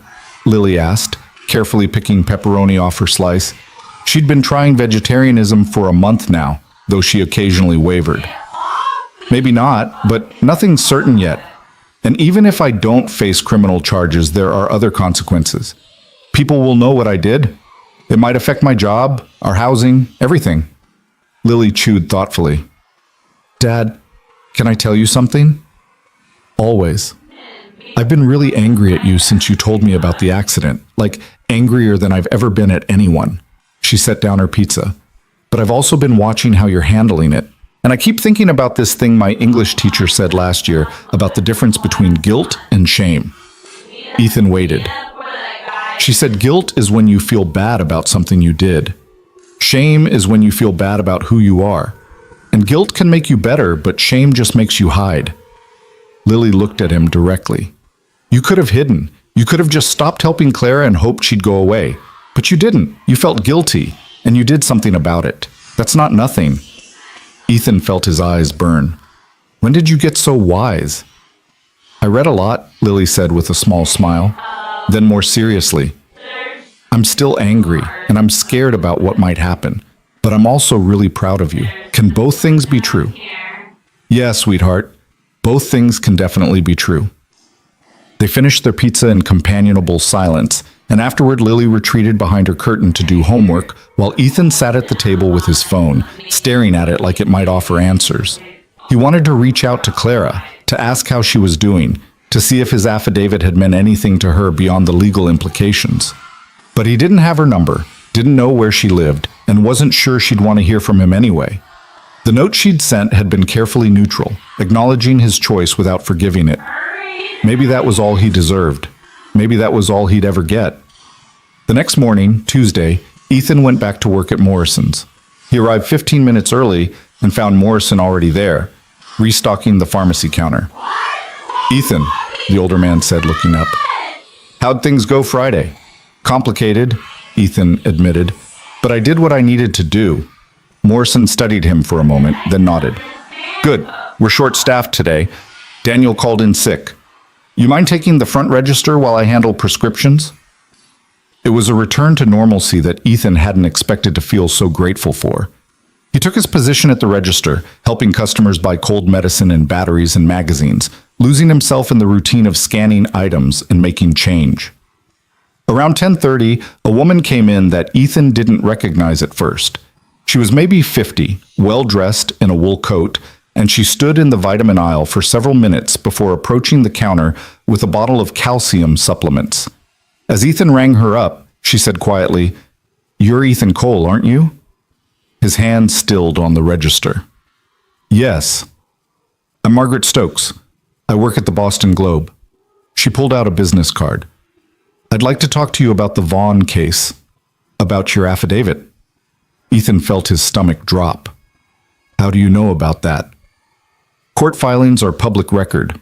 Your name is on the motion to reopen the case." Her expression was professional, but not unkind. "This is a significant story, Mr. Cole. Corporate corruption, witness tampering, a woman denied justice for 8 years. People should know about it." "I don't want to be in the news," Ethan said. "I understand that. But this story is going to come out whether you talk to me or not. The question is whether you want your perspective included." She slid the business card across the counter. Think about it. Call me if you change your mind. She paid for her vitamins and left, and Ethan stood there holding her card, feeling like the world was closing in around him. That night he told Lily about the reporter. Are you going to talk to her? His daughter asked. I don't know. Walsh said this would be public, but I didn't think it would happen this fast. Lily was quiet for a moment, then said, Maybe you should. Why? Because if you don't tell your side, someone else will tell it for you, and they might get it wrong. She looked at him seriously. You made a mistake, but you're also trying to fix it. People should know that part too. Ethan wasn't convinced, but he kept the reporter's card. The story broke 3 days later. Ethan was at work when his phone started buzzing with notifications. Text messages from people he hadn't heard from in years, all asking if he'd seen the Globe article. He waited until his lunch break to actually read it. The headline was stark. Former witness admits to false testimony in 2017. Accident case implicates corporate lawyer in bribery scheme. The article laid out everything. The accident, Claire's injuries, the settlement that was far less than her lawyers had sought, and Ethan's affidavit admitting he'd been paid to change his testimony. It named Robert Mitchell and Allied Interstate Trucking, and it included a statement from David Chen saying that Claire was pursuing legal action to overturn the original settlement. What surprised Ethan was that his name was mentioned but not sensationalized. The article presented him as someone who'd made a serious mistake and was now attempting to correct it, emphasizing the corporate corruption angle more than his individual failure. But it was still his name in print, permanently attached to the words false testimony and bribery. He called Lily during his break. I saw it, she said before he could speak. Some kids at school were talking about it. One of them recognized our last name. Ethan felt sick. Are you okay? Did anyone say anything to you? A couple people asked if I was related to you. I said yes. One girl said her mom works in insurance and that companies do this kind of thing all the time, that you were brave for coming forward. Lily paused. Another kid called you a liar and said you should be in jail. I'm sorry, sweetheart. Don't be. They're both right, aren't they? You did lie, but you are coming forward. Her voice was steady, stronger than it should be for a 12-year-old dealing with this. I can handle it, Dad. The question is whether you can. That afternoon, Morrison called Ethan into the back office. The older man's face was grave, and Ethan braced himself for termination. I saw the article, Morrison said, and I've already had 2 customers ask if you still work here. I understand if you need to let me go, Ethan said quietly. Morrison leaned back against his desk. Why would I do that?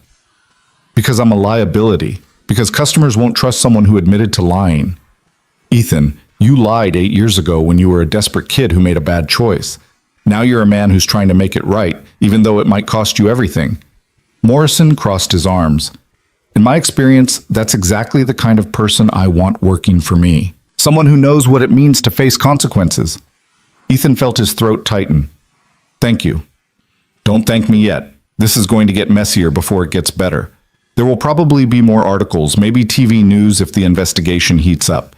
You need to be prepared for that. I know. Morrison nodded.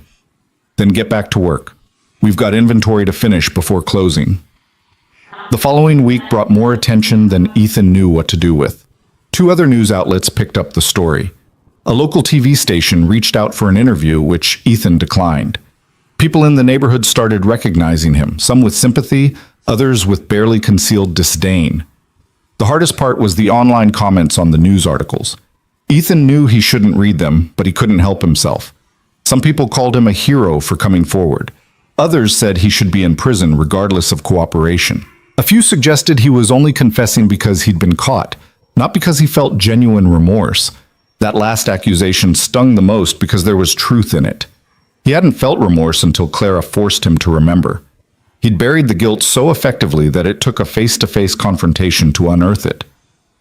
On Friday night, a week and a half after signing the affidavit, Ethan's phone rang with an unfamiliar number. He almost didn't answer it, assuming it was another reporter, but something made him pick up. Hello? Ethan, this is David Chen. I wanted to update you on the case. Ethan sat down at the kitchen table. Okay. The motion to reopen Clara's lawsuit was granted yesterday.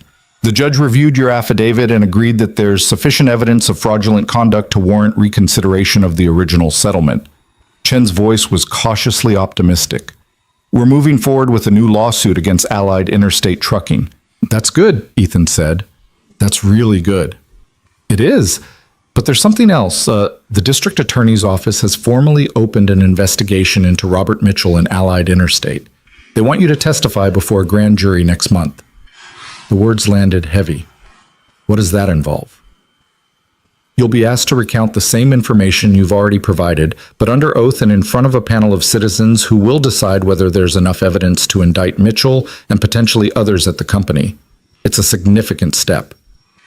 Ethan thought about sitting in a room full of strangers, admitting under oath what he'd done, knowing it would become part of the permanent legal record. When do I need to be there? December 15th. I'll send you the details. And Ethan, Chen paused. Clara wanted me to tell you that she appreciates what you're doing. She knows this isn't easy for you. The message was small, just a handful of words relayed through a lawyer, but it meant more to Ethan than he could articulate. Tell her I'm sorry. I know it doesn't change anything, but I need her to know that. I will. After hanging up, Ethan sat alone in the quiet apartment. Lily was at a friend's house for a sleepover, one of the few normal 12-year-old activities she'd been able to maintain despite everything. The silence felt heavy, full of all the choices that had led him to this moment. He thought about the grand jury testimony, about standing up in front of strangers and confessing his failure. He thought about Clara rebuilding her case, fighting for compensation that should have been hers 8 years ago. And he thought about Lily, navigating middle school while her father's mistakes played out in the local news. It would be easy to feel sorry for himself, to focus on everything this was costing him, his privacy, his reputation, possibly his freedom if things went badly. But self-pity felt obscene when he considered what Clara had lost. 8 years of her life, her career, her physical autonomy, all because Ethan had valued $3,000 over truth. The next morning, Ethan did something he'd been avoiding. He went back to Hammond Street, to the corner where he'd helped Clara cross for 3 months. It was Saturday, later than his usual morning commute, and the street was busier with weekend shoppers and people running errands. Ethan stood on the sidewalk, looking at the spot where Clara's wheelchair had always been positioned, and tried to understand what she must have felt watching him approach every day. Had she hoped he would recognize her? Had she wanted him to remember on his own? To show some flicker of awareness? Or had she known from the beginning that he'd forgotten that his act of helping her was just empty performance with no real moral weight behind it? I wondered if you'd come back here. Ethan spun around. Clara was behind him, her wheelchair positioned near the entrance to a coffee shop he hadn't noticed. She must have just come out. There was a paper cup in the holder attached to her chair. I'm sorry, he said reflexively. I didn't mean to. I wasn't stalking you or anything. I just... Ethan, Clara's voice was calm. Breathe. I know you weren't stalking me. This is a public corner. He took a breath, his heart hammering. I saw the news about the motion being granted. Your lawyer told me. I know. He said you called. Clara's expression was unreadable. Why did you come here? Ethan looked around at the intersection, the bakery, the street where so much had unfolded without him understanding any of it. I needed to see it again, to remember what it felt like when I didn't know who you were, when I thought I was just helping someone. And how does it feel now? Like I was lying to myself the whole time. He met her eyes. I told myself I was being kind, that I was doing something good, but really I was just trying to feel better about my own life. You were convenient, someone I could help without it costing me anything real. Clara tilted her head slightly. That's probably true for most charity. People help others because it makes them feel good about themselves. But you weren't charity. You were... Ethan struggled for the right words. You were someone I'd already hurt. Someone whose need I helped create. And I couldn't see that because I'd worked so hard to forget you existed. No, Clara agreed. You couldn't see it. But you can see it now. A woman pushing a stroller walked past them, and they both fell silent until she was out of earshot. The morning was cold but clear, the kind of December day where the sunlight looks bright but has no warmth. I'm testifying before a grand jury next month, Ethan said, about Mitchell and the trucking company. I heard. Claire's fingers drummed against her armrest. Are you scared? Terrified, but also, he searched for the right word. Ready. Like this is something I need to do, even though it scares me. That's good. Fear without action is just paralysis. Fear that moves you forward is courage. Clara paused. Can I tell you something? Of course.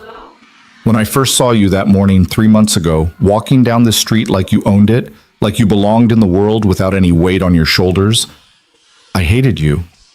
The words were delivered matter-of-factly, without heat. I hated that you got to forget while I had to remember every single day.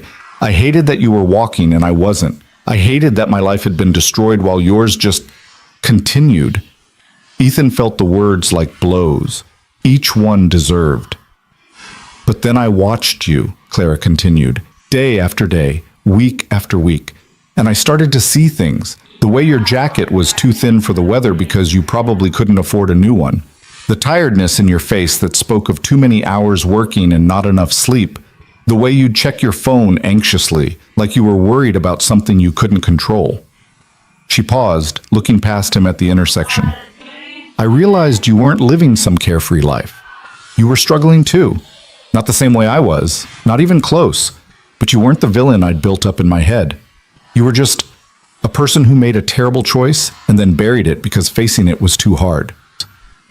That doesn't excuse what I did, Ethan said quietly. No, it doesn't, but it made me understand something important. You couldn't fix what you'd done until you remembered doing it, and you couldn't remember until someone forced you to look. Clara met his eyes. That's why I waited. That's why I let you help me all those mornings. I needed to see if there was anything in you worth salvaging, if there was any chance that confronting you might actually lead to something changing. And did it? Is there anything worth salvaging?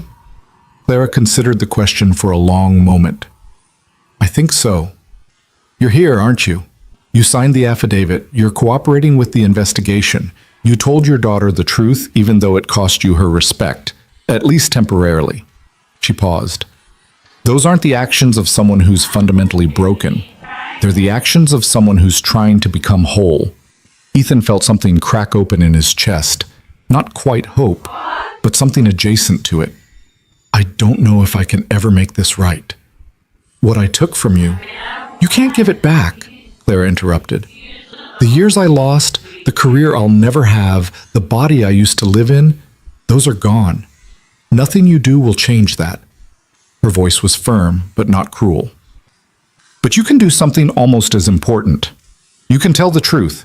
You can help make sure the people who systematically corrupt the system face consequences. And you can teach your daughter what it means to own your mistakes instead of running from them. Is that enough? I don't know, Clara said honestly. Ask me again in a year, or 5 years, or 10.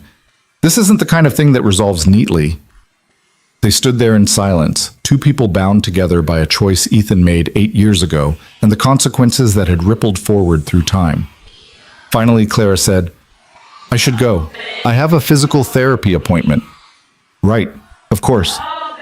Ethan stepped back, giving her space. Clara, thank you for giving me the chance to do this. You could have just destroyed me and you would have been justified, but you gave me a choice instead. I gave you the choice you should have made 8 years ago, Clara corrected. What you do with it now is up to you. She wheeled herself away, moving down the sidewalk with steady, practiced motions. Ethan watched her go, this woman whose life he'd helped damage, who had enough grace to give him a path toward redemption, even though she owed him nothing. When she turned the corner and disappeared from view, Ethan stood alone on the corner where so much had changed. The light cycled through green, yellow, red, and back again. People crossed the street, living their lives, unaware of the small drama that had played out in this exact spot over the past 3 months. Ethan pulled out his phone and called the number on Margaret Stokes's business card, the reporter from the Globe. She answered on the second ring. This is Margaret. Ms. Stokes, this is Ethan Cole. You wanted to talk to me about the Vaughn case. I did. Are you ready to give an interview? Ethan thought about Lily's words, that if he didn't tell his story, someone else would tell it for him. He thought about Clara's assessment that he was trying to become whole. And he thought about the grand jury testimony coming up, about standing in front of strangers and owning what he'd done. "Yes," he said, "I'm ready. But I want to do it on my terms. I want to talk about what I did wrong, not just what I'm doing now. I want people to understand the whole story." "That's exactly what I want too," Margaret said. "When can we meet?" They scheduled the interview for the following Tuesday at a coffee shop in Cambridge. After hanging up, Ethan stood on the corner for a few more minutes, watching the city move around him. He'd spent 8 years trying to outrun his past. Now he was walking straight toward it, knowing that the path forward required going back through everything he'd tried to forget. It wouldn't be easy. There would be more judgment, more consequences, more moments of shame and regret. But there would also be truth. And maybe, eventually, there would be the possibility of becoming someone his daughter could be proud of again. Someone he could be proud of, too. Ethan took a deep breath of the cold December air and started walking home. The interview with Margaret Stokes took place on a gray Tuesday afternoon in a quiet corner of a Cambridge coffee shop. Ethan arrived 10 minutes early, ordered a coffee he didn't drink, and sat at a table by the window watching people hurry past in the cold. Margaret appeared exactly on time, carrying a leather bag and a small recording device. She was professional but warm, ordering her own coffee before settling across from him. "Thank you for doing this," she said, pulling out a notebook. "I know it's not easy to talk about." "Nothing about this has been easy," Ethan replied. "But my daughter reminded me that if I don't tell my own story, someone else will tell it for me, and they'll probably get it wrong." Margaret smiled slightly. "Smart daughter. Smarter than her father, that's for sure." They talked for nearly 2 hours. Margaret asked questions that were direct but not cruel, and Ethan answered them as honestly as he knew how. He told her about being 24 and broke, about the envelope of cash, about the choice he'd made and the years he'd spent pretending it hadn't happened. He told her about Clara appearing at the corner, about 3 months of unknowing assistance, about the moment she'd said his name. "What was that like?" Margaret asked. "Hearing her say your name when you'd never told her who you were?" Ethan remembered the cold November morning, the way his entire body had gone numb. "Like the ground opening up beneath me, like discovering that the person you thought you were, the decent guy helping someone in a wheelchair, was built on a foundation of something rotten you'd buried so deep you'd forgotten it existed." Margaret made notes. "And when you realized who she was? When you connected her to the accident?" "I wanted to throw up. I wanted to go back in time and choose differently. But mostly I wanted to understand how I'd let myself forget her so completely." Ethan's voice was quiet. "That was almost worse than the original lie.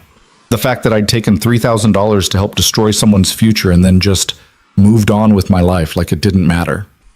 The article ran the following Sunday, accompanied by a photo of Ethan that Margaret had taken outside Morrison's pharmacy. The headline read, "The Weight of $3,000. One man's journey from deception to accountability." It was a fair piece, neither condemning nor absolving him. It presented the facts of what he'd done, the context of why he'd done it, and his current attempts to make amends. It included quotes from David Chen about Clara's reopened case and from ADA Walsh about the ongoing investigation into Allied Interstate Trucking. What surprised Ethan most was the final paragraph, which included a quote from Clara herself. "What Ethan did 8 years ago was wrong. What he's doing now doesn't erase that. But it does demonstrate that people can change when they're willing to face the truth about themselves." I hope his story encourages others who've made similar choices to come forward. Ethan read that paragraph 5 times, his coffee going cold in his hand. Clara hadn't forgiven him. She'd been clear about that when they talked, but she was willing to acknowledge his effort, to give him credit for trying to be better than he'd been. It was more than he deserved, less than he wanted, exactly what was appropriate. The days leading up to the grand jury testimony passed in a blur. Ethan met with ADA Walsh twice more to prepare, reviewing his statement and anticipated questions.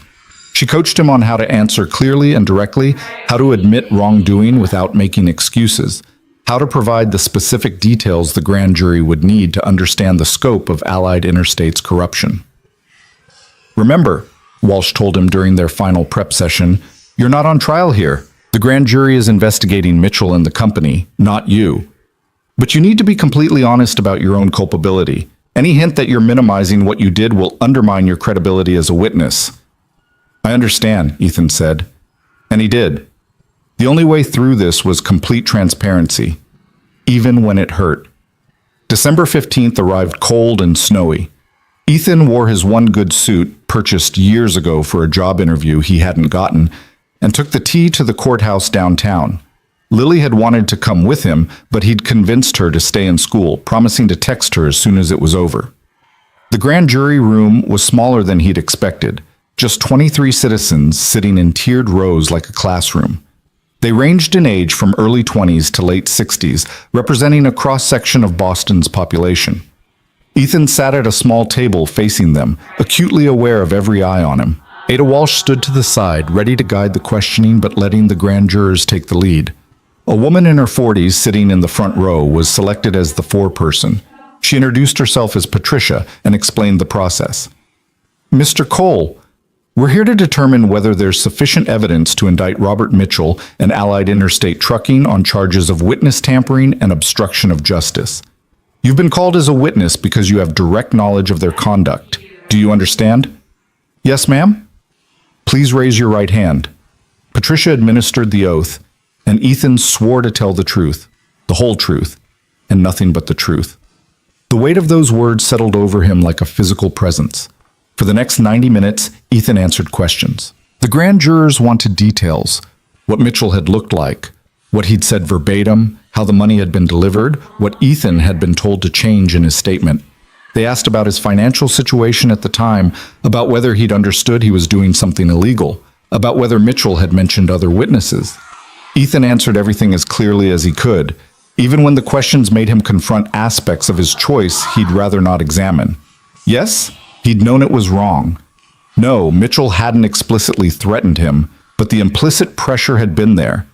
The suggestion that Ethan's memory might be faulty, the hint that cooperating would be in everyone's best interest. Yes, he'd spent the money immediately on rent and bills. No, he'd never tried to return it or come forward on his own. A younger man in the back row asked, "If Ms. Vaughn hadn't confronted you, would you ever have admitted what you'd done?" It was the question Ethan had asked himself 100 times. Honestly, I don't know. I'd like to think I would have, that my conscience would have caught up with me eventually, but the truth is I'd done a very effective job of burying what happened. If Clara hadn't forced me to remember, I might have gone the rest of my life without facing it. So you're only here because you got caught, the man said. In a sense, yes. But I'm also here because when I was caught, I had to make a choice. I could have denied everything, lawyered up, tried to protect myself. Instead, I chose to tell the truth, even knowing it might cost me everything. I can't claim moral high ground for that. I gave up the right to moral high ground 8 years ago, but I can claim that I'm trying to do better than I did then. The grand juror nodded slowly, seeming to accept this. Walsh stepped forward. Mr. Cole, did Robert Mitchell or anyone else from Allied Interstate Trucking ever suggest that other witnesses had been similarly compensated? Ethan thought back to that conversation in his apartment. Mitchell said something about ensuring consistency in witness testimony. At the time, I took it to mean he was just talking to all the witnesses to confirm details.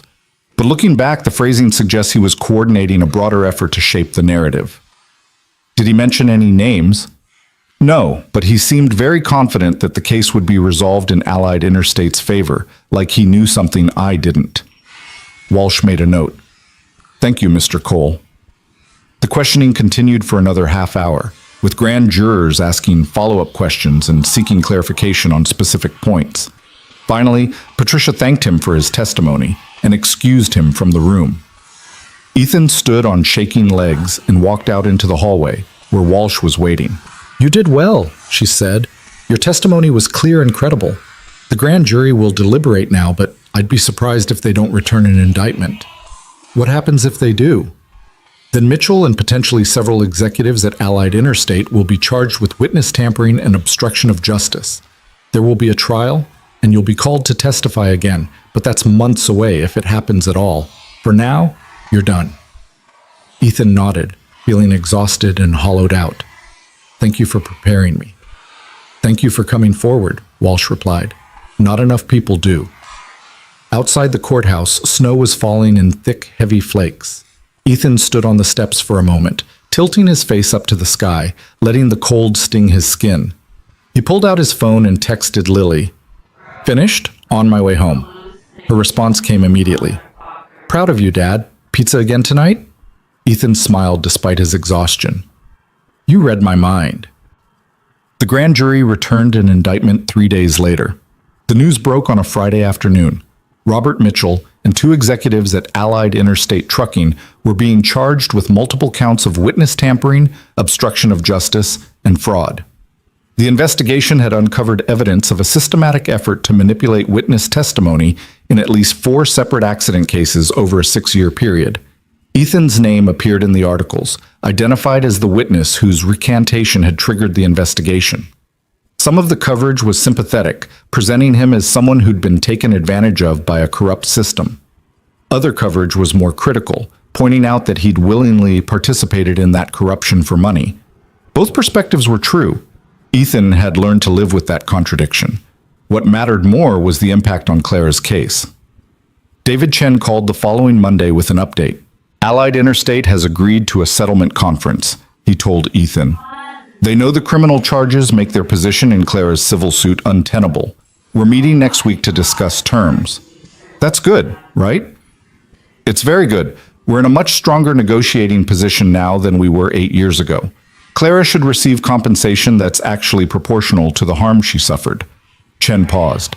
She wanted me to thank you. Your testimony before the grand jury was apparently very compelling. Ethan felt a warmth in his chest that he hadn't expected. I just told the truth. Yes, but that took courage, especially given what you had to admit about yourself. Don't minimize that. After hanging up, Ethan sat at the kitchen table, thinking about courage. He'd never considered himself particularly brave. He'd spent most of his adult life making the safest, smallest choices possible, working reliable jobs, avoiding conflict, keeping his head down. The idea that facing the consequences of his own mistakes might constitute courage felt strange, but maybe that was what courage really was.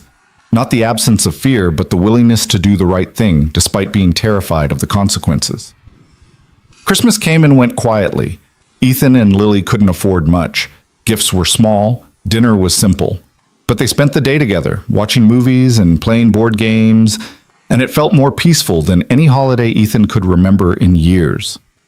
On Christmas night, after Lily had gone to bed, Ethan sat alone in the dark apartment, thinking about the year that was ending.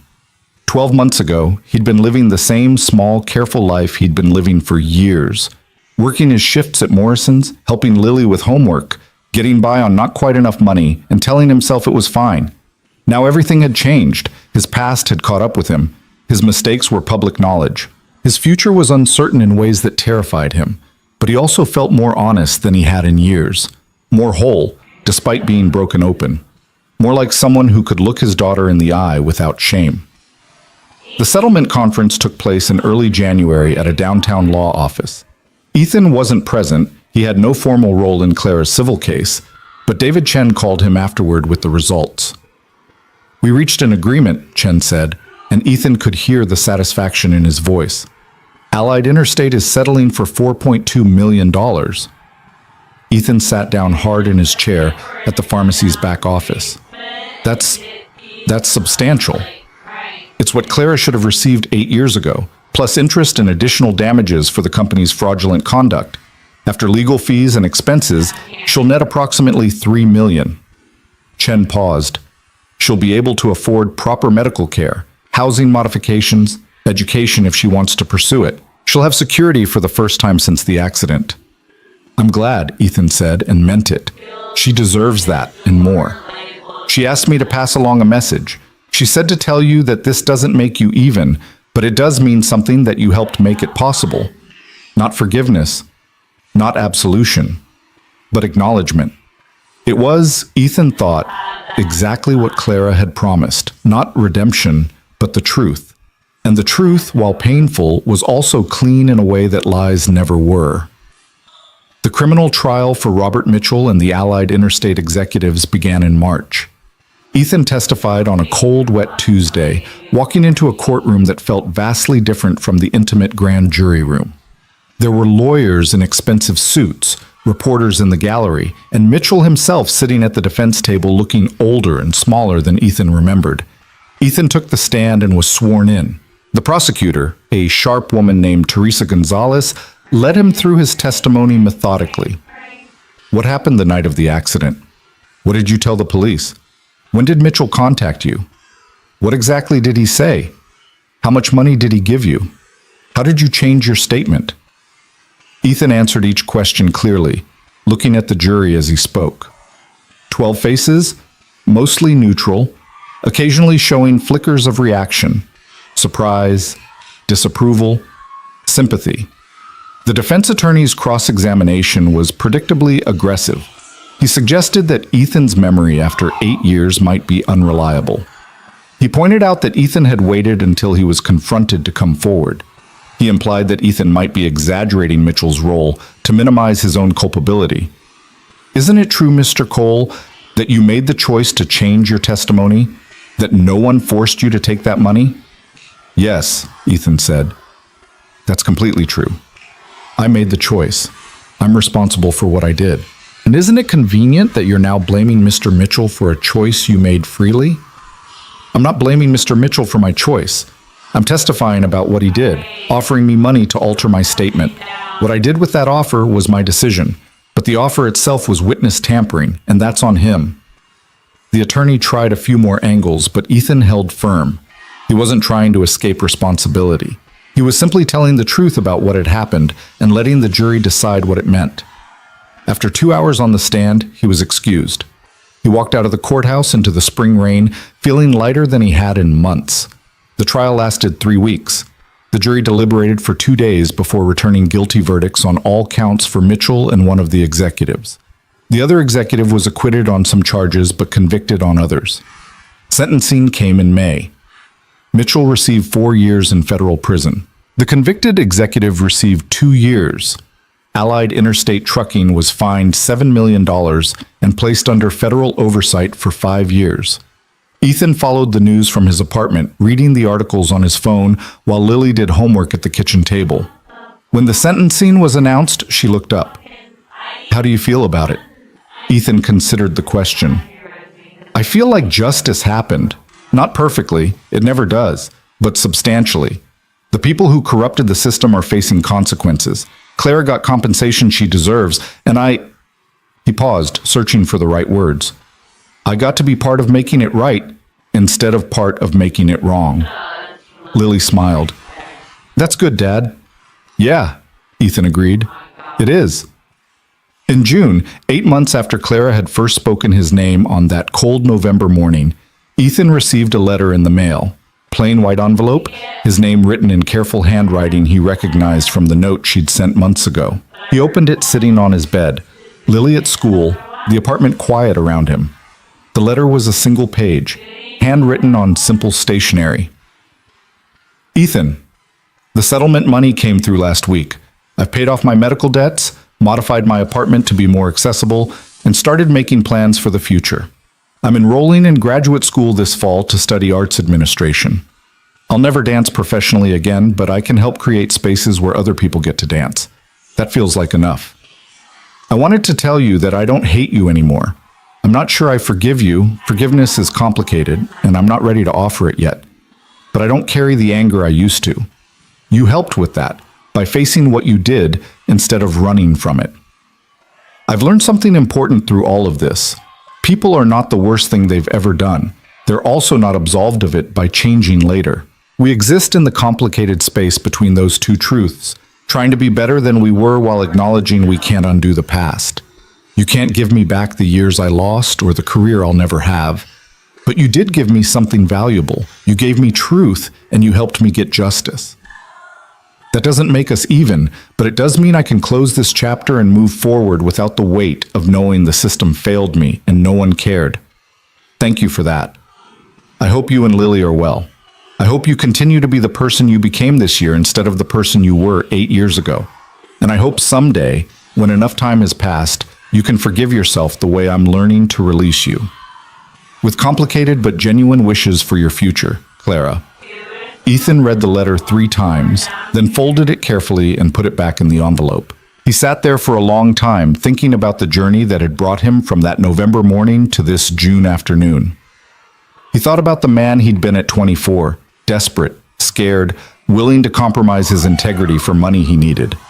He thought about the man he'd been at 31, so focused on survival that he'd buried his own moral failures deep enough to forget them. And he thought about the man he was now, at 32, still struggling financially, but no longer hiding from the truth about himself. None of it had been easy. The consequences were still unfolding. He'd lost friends who couldn't reconcile his past actions with the person they'd thought he was. He'd gained a certain notoriety in Boston legal circles. His name would forever be associated with witness tampering in news archives and court records. But he'd also gained something more valuable: the ability to look his daughter in the eye without shame. The knowledge that when faced with a choice between protecting himself and doing the right thing, he'd chosen truth. The understanding that redemption wasn't about erasing mistakes, but about facing them honestly and doing better going forward. That evening, Lily came home from school with news that she'd been accepted into a summer program for advanced students. It was free, sponsored by a local university, and would give her the chance to study creative writing with professional authors. "That's amazing, sweetheart," Ethan said, pulling her into a hug. "I'm so proud of you." "Thanks, Dad." She pulled back, her expression serious. "Can I ask you something?" "Always." "Do you think things worked out the way they were supposed to?" Ethan thought about the question. "I don't know if I believe in supposed to. I think things worked out the way they did because people made choices, some good, some terrible, and then had to live with the consequences. Clara made the choice to confront me. I made the choice to tell the truth. Other people made other choices, and all of it together created this outcome."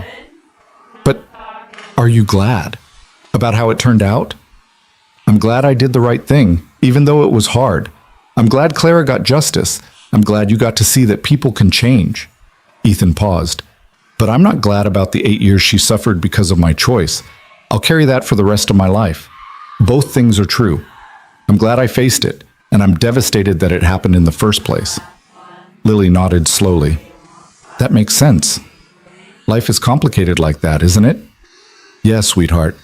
It really is." That night, Ethan did something he'd been avoiding for months. He sat down at the kitchen table with a piece of paper and wrote a letter to Clara. Not expecting a response, not asking for forgiveness, just wanting to put into words what her letter had meant to him. He told her he was glad she was pursuing graduate school, that helping others experience dance seemed like a beautiful way to honor what she'd lost while building something new. He told her that he understood she might never forgive him, and that he was working on accepting that. He told her that he hoped someday, years from now, she might think of him without pain, not with affection or friendship, but simply without the sharp edges of anger and betrayal. And he told her that she'd given him something invaluable by forcing him to face the truth about himself. That her willingness to confront him, to give him a choice rather than simply destroying him, had offered him a path toward becoming someone better. Someone his daughter could be proud of. Someone he could live with being. He sealed the letter and addressed it to her lawyer's office, knowing Chen would forward it. He wasn't sure if Clara would read it, but that wasn't the point. The point was saying what needed to be said, whether or not it was received. Summer arrived, warm and bright. Lily started her writing program and came home every day excited about what she'd learned. Ethan continued working at Morrison's, picking up extra shifts when he could to build up their savings. The warehouse job in Quincy had let him go when the news about his testimony broke, but Morrison had given him more hours to compensate. In August, on a humid Saturday afternoon, Ethan took Lily to the Boston Public Garden. They got ice cream from a vendor and sat on a bench watching tourists take photos with the swan boats. "Dad," Lily said, licking chocolate ice cream off her cone, "do you ever regret it? Coming forward, I mean, everything it cost us." Ethan thought about it honestly. They'd lost privacy, stability, the comfortable anonymity of being nobody in particular. He'd lost the warehouse job and some friendships. They'd faced judgment and criticism and the ongoing uncertainty of not knowing how the legal proceedings would ultimately affect him. "Sometimes," he admitted, "late at night, when I'm worried about money or thinking about everything that could still go wrong, I have moments where I wish I'd never helped Clara cross that street, that I'd taken a different route to work and avoided this whole thing." But then I remember what it felt like to lie to you about who I was, to pretend I was someone decent while knowing I'd done something terrible and buried it. That feeling, that weight of being fake, was worse than anything that's happened since I told the truth. He looked at his daughter. I'd rather struggle honestly than live comfortably as a lie. Lily leaned against his shoulder. I think that's the right answer. They sat there together as the afternoon faded into evening, watching the city move around them. Families with young children, couples walking hand in hand, elderly people feeding ducks, college students sprawled on the grass. All of them living their own complicated lives, carrying their own secrets and mistakes and moments of grace. Ethan thought about Clara somewhere in the city, probably preparing for graduate school, building a future that looked nothing like the one she'd planned, but was hers nonetheless.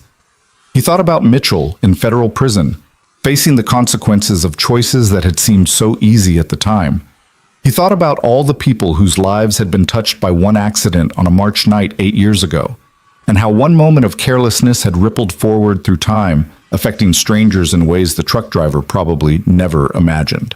He thought about how fragile it all was, how one choice could destroy a life or save it, how the distance between doing the right thing and doing the expedient thing was sometimes just $3,000 and a moment of weakness.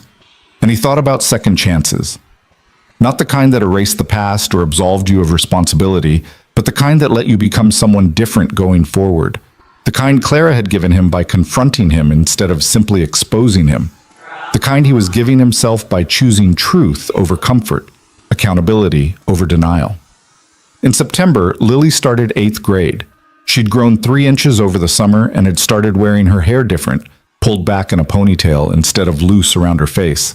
She was changing, becoming someone new, and Ethan felt the bittersweet awareness that his time as the central figure in her life was slowly drawing to a close. But for now, she still came home every day and told him about her classes and her friends and her dreams. She still sat with him at the kitchen table doing homework while he prepared dinner. She still looked at him with love and trust, even though she now understood he was flawed and had made terrible mistakes. Maybe that was the real gift Clara had given him. Not absolution, but the chance to show his daughter that people could face their worst failures and choose to do better. That integrity wasn't about being perfect, but about being honest when you fell short. One evening in late September, almost a year after Clara had first spoken his name, Ethan was walking home from work when he saw her. She was coming out of a bookstore, a bag of purchases in her lap, wheeling herself down the sidewalk with the easy competence he'd come to recognize. They saw each other at the same moment. For a second, Ethan considered crossing the street, giving her space. But then Clara raised her hand in a small wave, and he walked over. "Hi," he said. "Hi." She looked well, not happy exactly, but settled, at peace with herself in a way he hadn't seen before. "How's school?" Ethan asked. "Challenging? Good. I start classes next week." She gestured to her bookstore bag. "Buying textbooks. Apparently they cost almost as much as tuition." Ethan smiled. Some things never change. They stood there for a moment, the late September evening cooling around them. Finally, Clara said, "I got your letter, the one you sent through David. You didn't have to respond. I wasn't expecting to—" "I know, but I wanted to tell you that I read it, and I appreciated it." She paused. "I'm not ready to be friends, Ethan. I may never be ready for that, but I don't hate you anymore, and I hope things work out for you and Lily." "Thank you," Ethan said quietly. "That means a lot." "Take care of yourself," Clara said. Then she wheeled away down the sidewalk, disappearing into the evening crowd. Ethan stood there for a moment, watching her go. Then he continued his walk home, thinking about endings and beginnings and the complicated space between them. When he got to the apartment, Lily was already there, sitting at the kitchen table with her homework spread out. She looked up as he came in. "You're smiling," she observed. "What happened?" "I saw Clara, just for a minute. She said she doesn't hate me anymore." Lily considered this. "Is that enough?" Ethan thought about the question, really thought about it.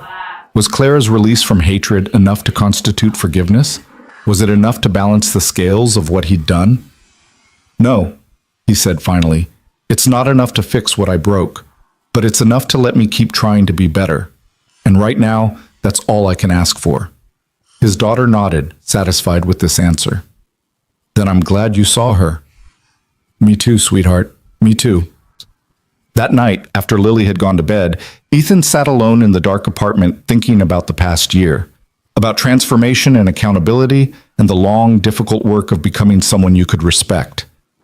He thought about the man who'd taken $3,000 to lie, and the man who'd spent 8 years burying that choice, and the man who'd finally faced it when confronted by the woman he'd hurt. None of those men were entirely who he was now. He contained all of them: the desperate 24-year-old, the willfully ignorant 31-year-old, and the accountable 32-year-old trying to do better. People weren't static. They changed, grew, failed, and tried again. They made terrible choices and then had to decide whether to hide from them or face them. They hurt others and had to live with that knowledge, finding ways to carry the weight of their mistakes while still moving forward. It wasn't redemption, exactly. Redemption suggested a return to innocence, and Ethan knew he could never be innocent again. He would always be someone who'd taken money to lie, who'd helped a corporation escape accountability for destroying a woman's life. But it was truth. And from truth, at least there was the possibility of growth, of becoming someone who, when faced with hard choices, would choose differently than he had before. Ethan stood up and went to the window, looking out at the city lights stretching into the distance. Somewhere out there, Clara was preparing for a new chapter of her life, one she'd built from the ruins of what had been taken from her. Somewhere, other people were carrying their own secrets, their own mistakes, their own moments of moral failure. And here he was, in a small apartment with his daughter sleeping behind a curtain, having faced the worst thing he'd ever done and survived the consequences. Not unscathed, not absolved, but honest, finally, about who he'd been and who he was trying to become. It wasn't redemption, but it was truth. And for all of them, for Ethan, for Clara, for Lily, growing up watching her father choose courage over comfort, that was enough. The morning routine had changed. Ethan no longer walked down Hammond Street on his way to work. He'd found a different route, giving Clara the space she deserved, not inserting himself into her life anymore. But sometimes, on weekends, he and Lily would walk through that neighborhood, and he'd pause at the corner where so much had unfolded. "You okay, Dad?" Lily would ask. "Yeah," he'd say, just remembering. Because that was the thing about truth. Once you faced it, you couldn't unface it. The knowledge of what he'd done, who he'd hurt, what it had cost would be with him forever.